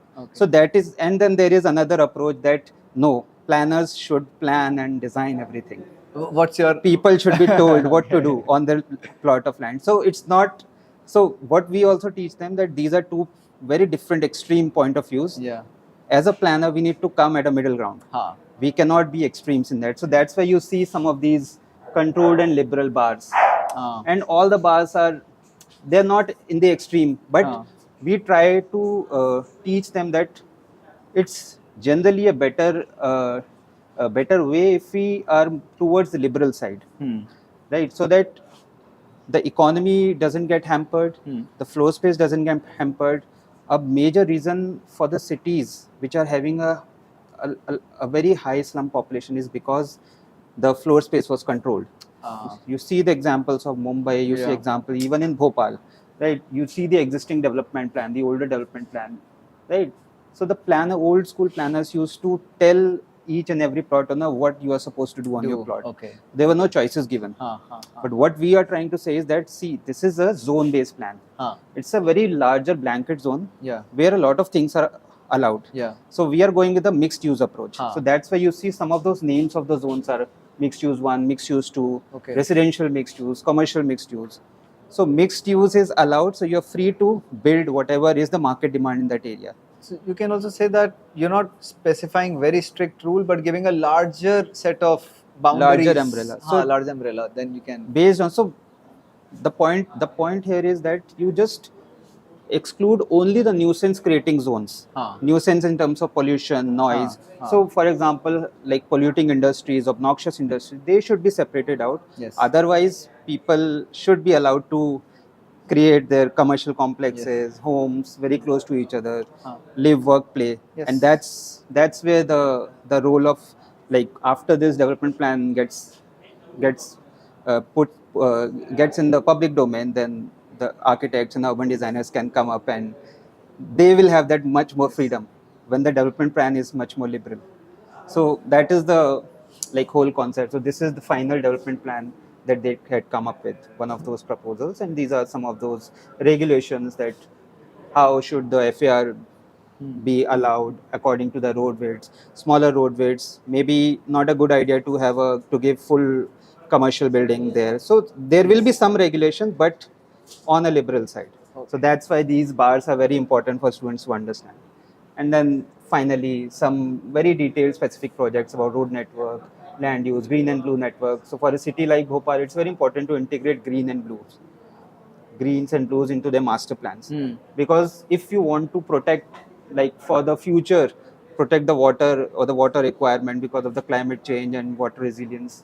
So you need to be able to do that through a statutory provision, because development plan is a statutory plan. It is backed by a law. So anything that you put in the development plan is a mandate that government will have to fulfill. So that's why these statutory plans are very important for the city. It's made for a longer horizon, 10 or 20 years. It gives a guidance to the city, and that's how you see the city is evolving. It's because of these plans. Yes. So then these are just some of the further details about costing, revenue, and who is supposed to implement which proposal. So the student went through the whole process of preparation of a DP, so that like after graduating from here, if they are given this task of will you be able to prepare a development plan for the city, exactly. they should be able to say yes. We have gone through the process. And the people who are, whether it's a hiring or in the team, they understand that yes, you are proficient. Yes, and it's not just an academic proposal. We also get feedback from the authorities. Yes, exactly. So and even the authorities, even the ministry also. Students went there. Then they also, because in the case of Bhopal, the development plan is prepared by the state government. Okay. Town and country planning department. So they met them at the ministry level. They had the discussions with them. Then they understand that what are the core ideas that are, like the city is currently facing an issue of no development plan since 2005. So it's been 20 years. There's been no development plan for the city of Bhopal. This was the last sanctioned development plan. And so what we see now was developed.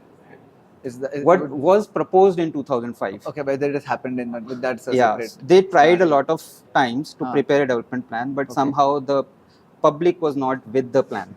So another part was also this, that if the public is with the plan, then the plan is much more implementable. So we don't have to just make a utopian plan. But we have to make a plan that is much more implementable and accepted by the community, by the landowners, by the property owners. That was the whole idea of the studio. And this is one of those cities. And you can see another city, Ahmedabad, two alternate proposals. Okay. So, and in the case of Ahmedabad, like growing very rapidly, a lot of investments are coming to Ahmedabad, Motera, pitching for Olympics. So the focus of this next DP for 2041, probably the Olympics is going to happen in around 2036 or something. All right. So 2041, if we get, hopefully, if we get the Olympics bid, so it's going to happen in Ahmedabad. So this is how the students are also looking at. So how can they now relook at the city from a global perspective? So now it's going to become a global city. And this is a city which had a very liberal and a very progressive master plan previously, which was a development plan of 2021. Okay. So now that development plan is kind of expired, and the authorities are working on a new development plan of 2041. So they were also looking at a new alternate way of how to actually look at Ahmedabad in conjunction with Gandhinagar, a twin city concept, expanding further boundaries, identifying areas where the growth is happening. So you can see that a lot of growth is happening on the western Ahmedabad. So that's where they are trying to integrate, and spread. Okay. That is where the market is right now. So that's where to invest. Yes. So yeah, that's then another proposal. So they were also looking at various details like how to think about affordable housing in a city like Ahmedabad. Okay. Right, because as the city progresses, as the demand grows, the market prices also goes high. So the students are also looking at some of those incentives that the authorities can give to the private developers, so that they can build more affordable housing, 2 BHK, 1 BHK, studio apartments, EWS housing. Okay.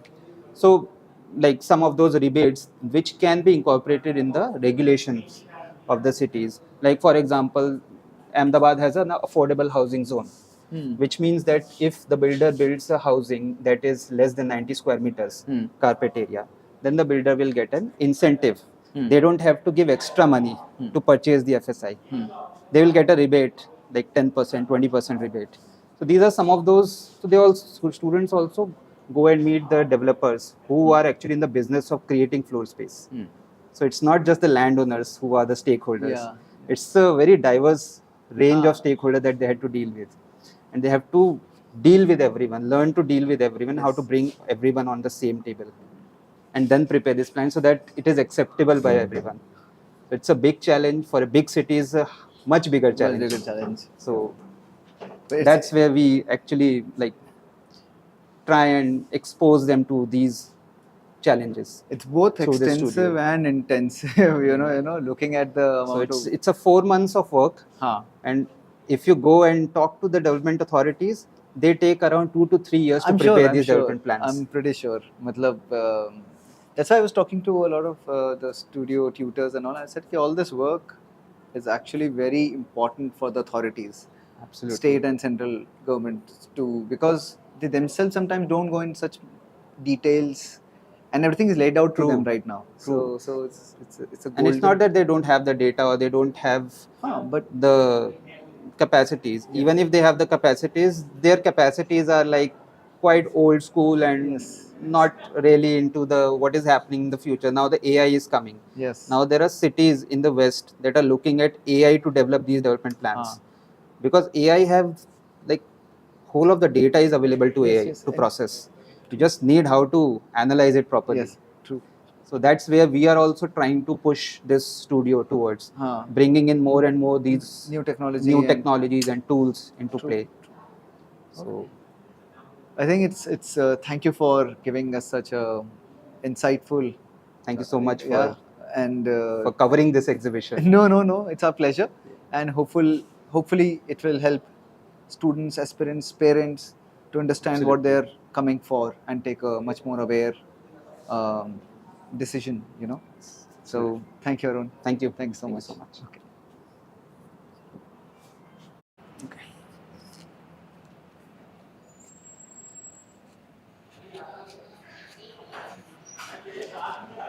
So now we are moving on to Masters in Urban Housing.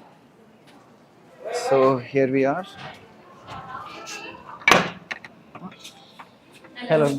Hello, Amrita. Hi, Gaurav. And welcome to Housing Strategy Studio. Thank you. This is your mic. Okay. If you can clip it. Yeah, sure. I'll do it. Okay. So we can start with your introduction and then introduction for the program. Sure. So I myself Amrita Patel, and I've been teaching this studio since last 7-8 years. Okay. Yeah. And I'm a co-tutor. The primary co-tutor is Professor Sejal Patel. Okay. Yeah. Okay. So I think I can walk you through the work that they have done. So this is Housing Strategy Studio, MUH, as you know. So here for the first time after Foundation Studio, they are exposed to particularly housing and housing related strategies, and they are working in there. So first of all, we have taken a case study of Ahmedabad city this time, and they started off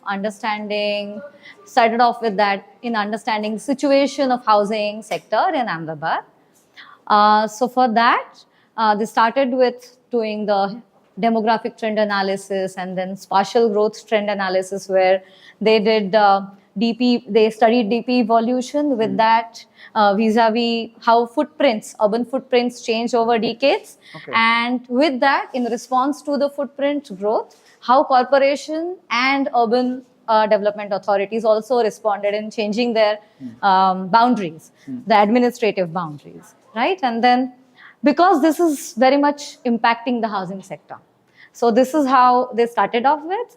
And then they also understood what is the housing supply. Since last almost 7-8 years, since RERA was institutionalized, how the housing supply had been pertaining to different product mixes.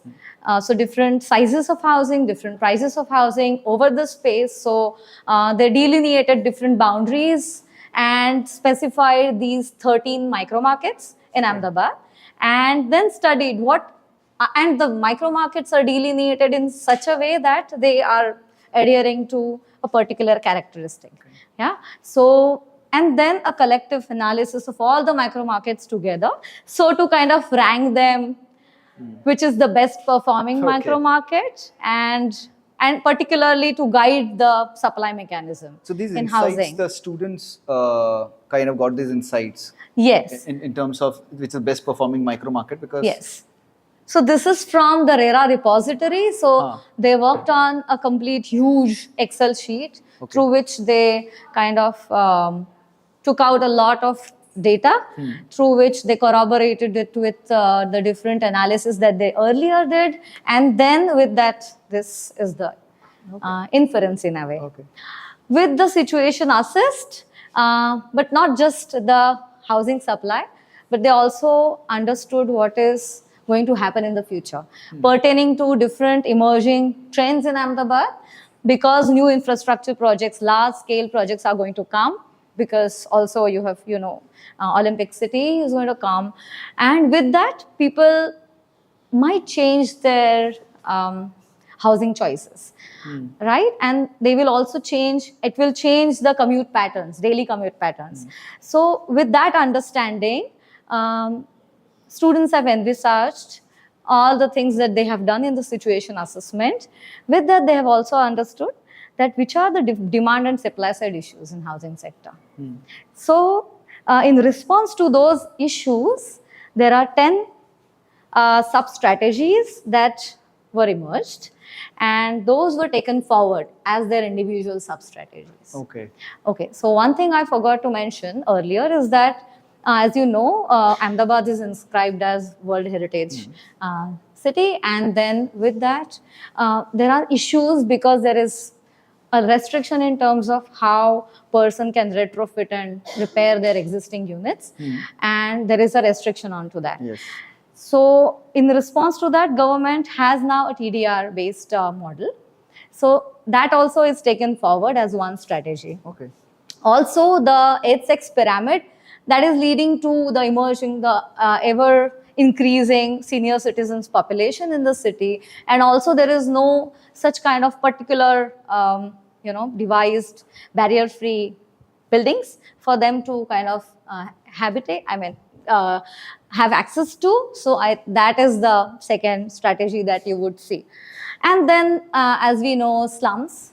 So there are almost around 700 slums in the city, and there are well-functioning, arguably well-functioning strategies which are already there in the city, but they have tried to suggest certain reforms and propose new strategies altogether. So you will see that. Now I think I'll just take you through the first 3 strategies, and then students will then walk you through the further strategies. So these 3 are 1, 2, and 3 are TDR-enabled redevelopment strategies. So where private sector is involved. So TDR is given to the private sector, and on behalf of that, what developer does is they in situ redevelop the slums here. So this strategy is talking about in situ redevelopment of slums through TDR mechanism. So I'll not get into the intricacies, but I think essentially it is talking about how TDR is allowing the opening up the locked potentials of the land under the slums. So this is what it talks about, and how that is functioning in Ahmedabad is very interesting, and phenomenal work student has done in this. Next to that is the in situ redevelopment of public housing, which are largely dilapidated old buildings, old stock, where government is not really having enough capacities to redevelop. So again, it's now inclined to the private sector to get the redevelopment done, similar to what is happening in situ redevelopment of slums. So here again, TDR is utilized, and typically all public housing, old buildings, you get to see G+3, G+4 structures. Now with developers coming in with more FSI, they are using the full FSI which is available on that land, and that is how the optimum utilization of the land is happening. And this is one strategy which is already there. The policy is already there, but student is trying to understand what are the lacunae in the policy and how to kind of deal with those. So there are certain reforms that student has suggested later. And also what you have to be aware of the, as you can see, the negative. So also the negative externalities of the land where the private developer would take that TDR and utilize. So is it really creating a nuisance there? So that is what is another lookout. The third strategy is talking about heritage listed buildings and what can be done in terms of repairing and restoring those buildings. Again, the unutilized FSI or a part of the consumed FSI, some percentage of that is given to the owner of the property. So he can then, do the retrofitting by financing the construction cost by himself. So there are still the problem because consultants are involved and contractors are involved in between, and there are certain issues that student has looked at in terms of and how it could be devised in such a way that owners are most benefited and not the ones which are in between like consultants and true. so that there is a transparent process. So that is the third strategy. And then analyzing all the three strategies together, this is what one panel talks about. So 3 students have worked together on this panel where they're saying, okay, these 3 strategies are generating this quantum of TDR in the market. But whether currently in the market of Ahmedabad, whether the absorption capacity of the TDR is there or not. And not only that, even in future, whether that absorption would be happening. So the inference of that, if I can tell you, is that Ahmedabad has that capacity, even to move further with, with more TDR-enabled strategies in housing. So the next one is, okay, I'll just explain this too, because this is again redevelopment, but not public-private housing. So this is another panel that student has worked on. This is where, again, which are the existing redevelopment projects which have already happened, and which are the mechanisms which are allowing this to happen, and what are the problems currently in the market, and why old dilapidated private housing properties are not really, are ready to go for redevelopment, whether that is the problem for the developer to kind of come forward with their ideas and their, their propositions. So that is where the student has looked into. And if this is kind of fine-tuned further, then more FSI utilized on the same plot, and again the optimum utilization of the land could happen. And now I'll ask Sukanya. She is one of our bright students, and she has worked on affordable housing, public and private, both the sides. I think she'll take you through her panels. Ma'am, I'll just transfer the mic on to her. Sure. Yes. Yeah. Thank you so much. Yeah. It was a pleasure. Yeah. Same here. There's a clip. If you press it. Yeah, so these are my the strategies that I've worked on. So this is affordable housing by public sector and affordable housing by private sector. So I have tried to, in a way, compare both in terms of how it's made affordable. So this is a subsidy based where the government, provides houses at subsidized rate to the beneficiaries, whereas here it's incentive based. The government provides incentives to private developers to provide affordable housing. So here you have various schemes, which is the Pradhan Mantri Awas Yojana, JNNURM, then the RAY, then Mukhyamantri Awas Yojana, etc. Whereas here you have schemes in terms of income tax, Section 80IBA, GST concessions to the developer. Then you also have the RAH zone, which is this belt over here, which is 1 kilometer offset from the SP Ring Road. So there they had initially propose this zone as an overlay zone where the developer can choose to provide affordable housing or go by the base zone. So I have in a way analyzed all the projects. I first documented all the projects along the RAH zone, and after 2019 there was a GR that also said that you can use the RAH policy and provide affordable housing anywhere inside the city. So comparing both, especially I took one detailed case study in Bhopal where you can see there is this affordable project by private sector here, and it's sharing a compound wall with a public housing. So comparing these two, that's the public housing is providing a unit of 1.5 BHK at 6 lakhs, and the PIR, which is the price income ratio, is 2. So as a beneficiary, I am paying 16,000 per square meter, whereas here the price rate in that building that's on the this red color area. So there the person is paying almost 88,000. Okay. So which is a huge difference. This main difference is because when public is providing the housing, they don't take into account, they don't ask money for the land. That is subsidized. But here you have to pay. Yes. But in turn, here if you see there is more open space, there is more, they have a lot of mandatory requirements like STP, rainwater harvesting that they have to provide. Okay. Whereas here, you have to provide if it's more than a certain square meter, but open space can be, you provide exactly what's needed according to the GDCR. So this is more constricted in terms of development. So, and I've also seen what is the trade-offs. Like here you have a lock-in period, you can't sell your house within a period of 7 years. But here you can buy and immediately sell, it's private. And coming to recommendations, what I found is most of the STPs that you find in public housing, they are redundant, they are not used. So that is because the maintenance cost is high. Yes. So here what I proposed is if you can have a PPP model where there is an aggregator, he can be a manufacturer of manure. So he can, use the STP, maintain it, and procure manure, Yes. and he can use the cost.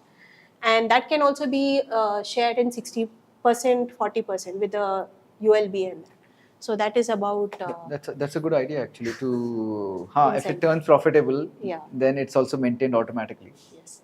And even in terms of my recommendations in terms of private sector affordable housing is you can streamline all the thresholds. Like right now the carpet area can be 90 square meter or less in certain under IT and GST, but in terms of RH built up area should be less than 90 square meter. Allowable commercial component is 3% for under one scheme and 10% under another scheme. So all this if you or if you streamline all of this, then you can, as a developer, you get maximum profit, and that way you can increase the affordability of the product in general. So that is the analysis I have. So here another student has spoken about senior living in the city and how now 9% of the current population in Ahmedabad, is for constitutes to the senior living. So in senior living, you have different types: independent living, nursing, and assisted. And it's also owned and operated by trusts, NGOs, private and public sector. So when you see senior living, most of them are right now in Navrangpura region. 37% of them are located in Navrangpura, and there are she has documented about 28 total senior living in the city. And senior living also has a lot of extra specifications and detailing when it comes to making it barrier free. So that also has a huge impact on the cost. So right now senior living in rent ranges from 3,000 to 30,000 per month in the city.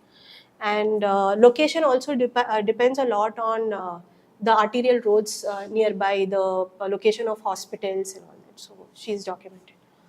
So this is rental housing. So if you look at Ahmedabad, 7.67% housing shortage, and you have 27% vacant houses. So if you open these few of these vacant houses, though it belongs to a huge difference in terms of income groups, even the lower income, whatever they can afford in terms of rental stock, if those vacant houses are opened up, it can in a way cater to the housing shortage in the region. And rental yield ranges from it ranges from poles to co-living. So you have from 1 to 14. So that's the huge range in which the rental yield is right now in Ahmedabad. And she's also brought up how rental vouchers can be one of the ways to reduce the rental shortage and open up that in the city. Yeah. Okay. Over to Dhara. So she'll be explaining about slums. She's worked on both in situ upgrade and well as R&R, relocation of slums. Yeah. Hi Dhara. Hi. We'll just transfer the mic and then you're good to go. It's fine? Yeah. So after looking towards the enabler and the somewhere between the enabler and the provisioner side, we are looking towards the purely provider side where government sort of intervenes. So here we are looking at the overall slum situation in Ahmedabad. We are looking at the population, how the current situation in slums has been going through, and then we are further doing the assessment of the slums, where what all services need to be provided to the slum dwellers and how the income group has been going in the slums, and what all provisions can be provided in the slums. So first, the program talks about the slum upgrade, which was there before in 1995, and then got a backseat. But then I'm again suggesting to start a program again with few of the suggestions. We talk about the Sahara and the land security, which talks about the Sthayitya, and also the Suvidha, which is the basic infrastructure for the slum dwellers. Also, the module has been worked in such a way that we are suggesting a financial perspective, what all capex and what all income can be generated and invested in the project for the slums, and further taking to the slums resettlement and relocation, where the slums which are on the hazardous places or the development zones, where the interventions can be done by the government by shifting them to a good infrastructural services, be providing them the houses in terms of the resettlement, and how they can be provided with new housing and new livelihood, which is not hampers their livelihood and daily activities, and keep them closer and close with the cities. True. And overall doesn't harm their daily activities and the livelihood, education. Because generally their work is right next to where they live. Yeah. So we cannot place them somewhere outside because sustenance goes away. Yeah. So currently the situation that I analysis was the overall slum was shifted to the outskirts of the city, where the SEWS plots are on the outskirts of the city. So further, after analyzing those situation and does not hamper, I have suggested few of the tenable assessment, where future perspective has been suggested with the numbers of 34 ISSR projects, 48 SNP and 32 RNR, and future proposal are 16 ISSR, 492 slum upgrade projects, and 16 again for the resettlement and relocation. So further on the provisional side, we have also looked towards the homeless situation, where we have divided the homeless and the construction workers and the street vendors. Okay. What can be the housing choices for them as well? As we know, the homeless have sort of limited housing solutions. So here we have mapped the labor nakas and the homeless identified within the Ahmedabad boundaries, and how those people can be incentivized in terms of providing them the houses nearby the city, so again they can sort of work with the city and expand their housing choices in the future. So we sort of work and suggested a few of the proposition for the same, and further we are synthesizing. So in terms of all the policies, we are finally synthesizing the overall housing aspirational ladder, where people have choices in Ahmedabad to sort of choose their housing options. So this is the overall synthesize, and this is the proposed map for Ahmedabad, which is the future housing proposal, and what more projects can come in the future, and how the development in terms of housing sector can be done, and what all housing choices we can expand for the city. So that's the overall summary for the program. Okay. And further, we have done, this is the overall sheet where we are suggesting the reforms and the changes that can be made in the policies, or new suggestions that we have made in terms of SOP and reforms that can be further worked on for the expanding their choices, or the sort of to expand the problems that we can currently see in the housing choices in the city.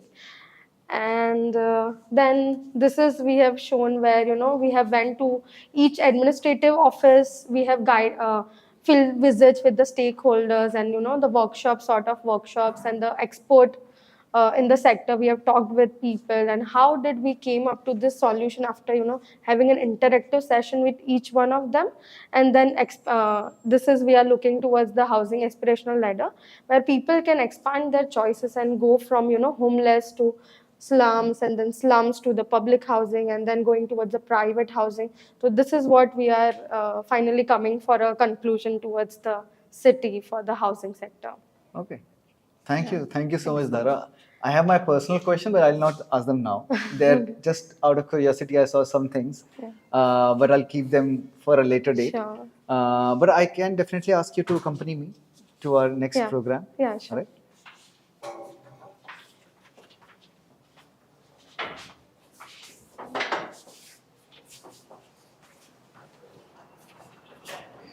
So we are heading to Masters in Urban Transport Systems. And hello. So yes, thank you so much, Zara. Thanks so much. And just so that I can know who would be presenting first, okay? There is a clip, so you can press it. If we can have a short introduction about your own self, and then we can know about the program. So my name is Samiksha. Hi, Samiksha. Hello, and I'm doing Masters in Transport Systems in second sem. Okay. So our studio basically looks at all the transport systems and what could be done to improve that in different cities. All right. So in this sem, it is mainly focused on increasing the ridership of the city. So we have seen a trend in all the major cities that the public transport ridership is decreasing. Even with all the various funds that has been allotted to public transport, there still has been a decrease. So the aim of our studio this sem was to what could be done or in strategy and action plan that could help to increase that ridership of the And cities. any major reasons why this is happening, that people are choosing less? Yeah, there are various reasons for it, not just with public transport, but also with like parking or other complementary. So we have viewed that and did an overview of that in our studio as well. So to start with, we did an literature review. We looked at the various plans, policies, and acts that are responsible for public transport. So when we looked at the development plan, it is a statutory document, but it mainly focuses on the road network and not so much on the transit network part of it. Whereas comprehensive mobility plan, it does focus on the transit network, but it's not a statutory document, and there isn't also like a coherent link between these two. Okay. So that's what it lacks in terms of the obligatory terms of it. And we also did international case studies. We looked at international cities to see what they have been doing to, like, for example, London has been doing very well to like increase their public transport ridership. So understanding their success model and learn Yeah, from it. exactly. So we looked at what they have been doing and the measures that they have been taking. Then we took Ahmedabad as a case study. Ahmedabad, with its population of 7.3 million, it has a ring radial road network. And the different modes that are available in Ahmedabad for public transport are its AMTS and BRTS, the bus services, and as well as metro. With an increase in the income levels, we see that the vehicular growth has also been increased. But the bus ridership there's a gradual decrease in that.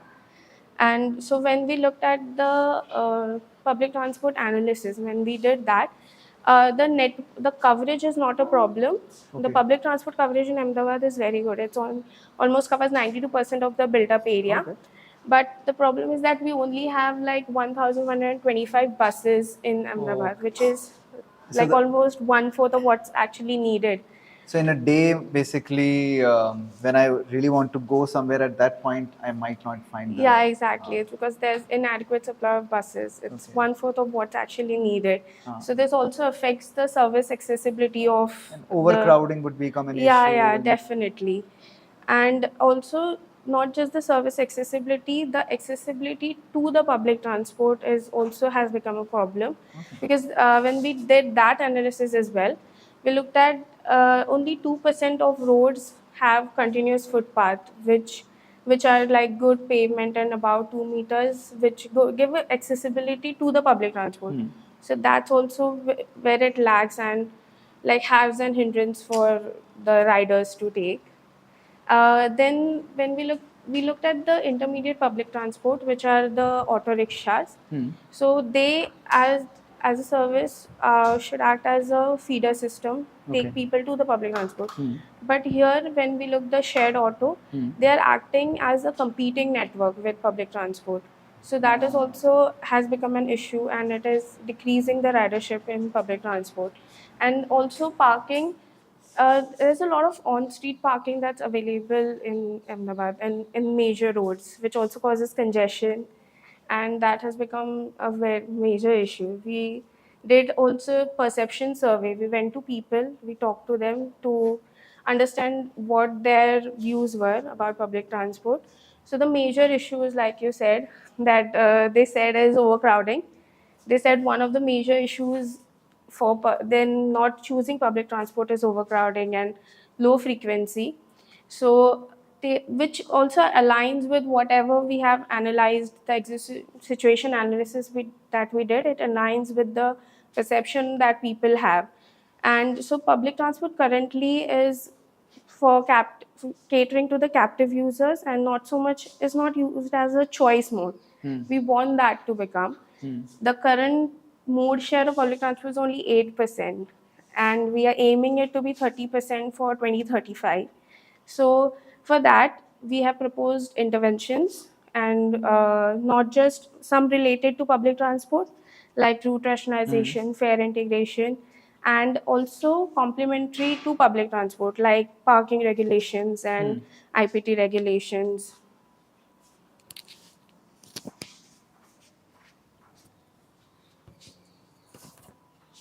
Hi.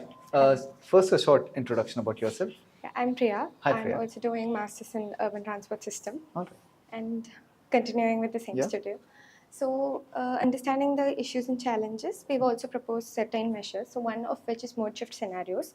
So, we've understood that the mode share of public transport current is only 8%, which is even less than that of shared IPT, which is intermediate public transport. And we've understood the land use pattern of Ahmedabad. So, Ahmedabad has an average entropy value of 0.45, which signifies a polycentric nature of the city. So, due to presence of dispersed activities and demand pattern, the trip lengths are observed to be very short. So, we've understood that about 47% of trips are below 3.5 kilometers, and 53% are above 3.5 kilometers. So, keeping 3.5 kilometers as a threshold for PT trips, we have observed 53% as to shift to PT. So our aim of the studio is to achieve 30% of mode shift. So current form of city structure is mixed use, and all the major roads are connecting to each other. Means there are shorter trip lengths, which is making non-conducive for PT. So for mode shift to happen, we've created certain scenarios in which we have kept two scenarios in increasing the PT interventions and two scenarios to de-incentivize the other modes. Like to increase the PT interventions, we've made bus priority measures, fare integrations, and for de-incentivizing other modes, we have proposed parking charges and pricing interventions, etc. So by doing all these things, we're able to achieve a mode share of 30%, which is the aim of the studio. Okay. So continuing. So we've proposed a route rationalization system. So observing the current route pattern, we have noticed that it is concentrated, but the demand is dispersed, so which gives a mismatch in the demand and supply pattern of the city. So we are proposing a route rationalization proposal, which can be done in two methods. One is complete route rationalization, and the other one is incremental. In complete, we are doing trunk and feeder system, and in incremental, we are identifying high demand corridors and area specific approach. So we would suggest an incremental route rationalization, because if we do complete route rationalization, it might affect the regular users. So moving on, we've looked into the fleet and infrastructure enhancement as well as to achieve the 30% of mode share, we require 3,150 buses. So we have proposed a scenario of the same. And after doing fleet enhancement and doing route rationalization, we can observe considerable amount of improvement in level of service accessibility and destination accessibility, etc. So this is what it represents. Okay. And I think, so what you guys have shown, it shows the amount of understanding and importance of transport system that you have to design to have a free-flowing, uninterrupted, affordable, economical, and comfortable transport system, right? And it gives us a lot of insight, and it's amazing. I actually honestly didn't know that there was a discipline at CEPT which was specializing in this. Yes. And the amount of work you guys have done is remarkable. Thank you. So you're also trying to keep the format short. so that the audience gets a gist of it. Yeah. And so but this really covers it really well, and thank you, for that. So I think this covers our third day of the CEPT streaming, and this covers all the programs and faculties at CEPT.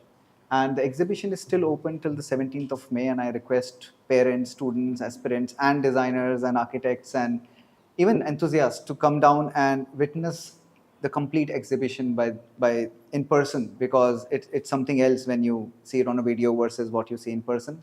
So it's a great learning experience, and I would like to invite everyone to the CEPT Summer Exhibition 2024.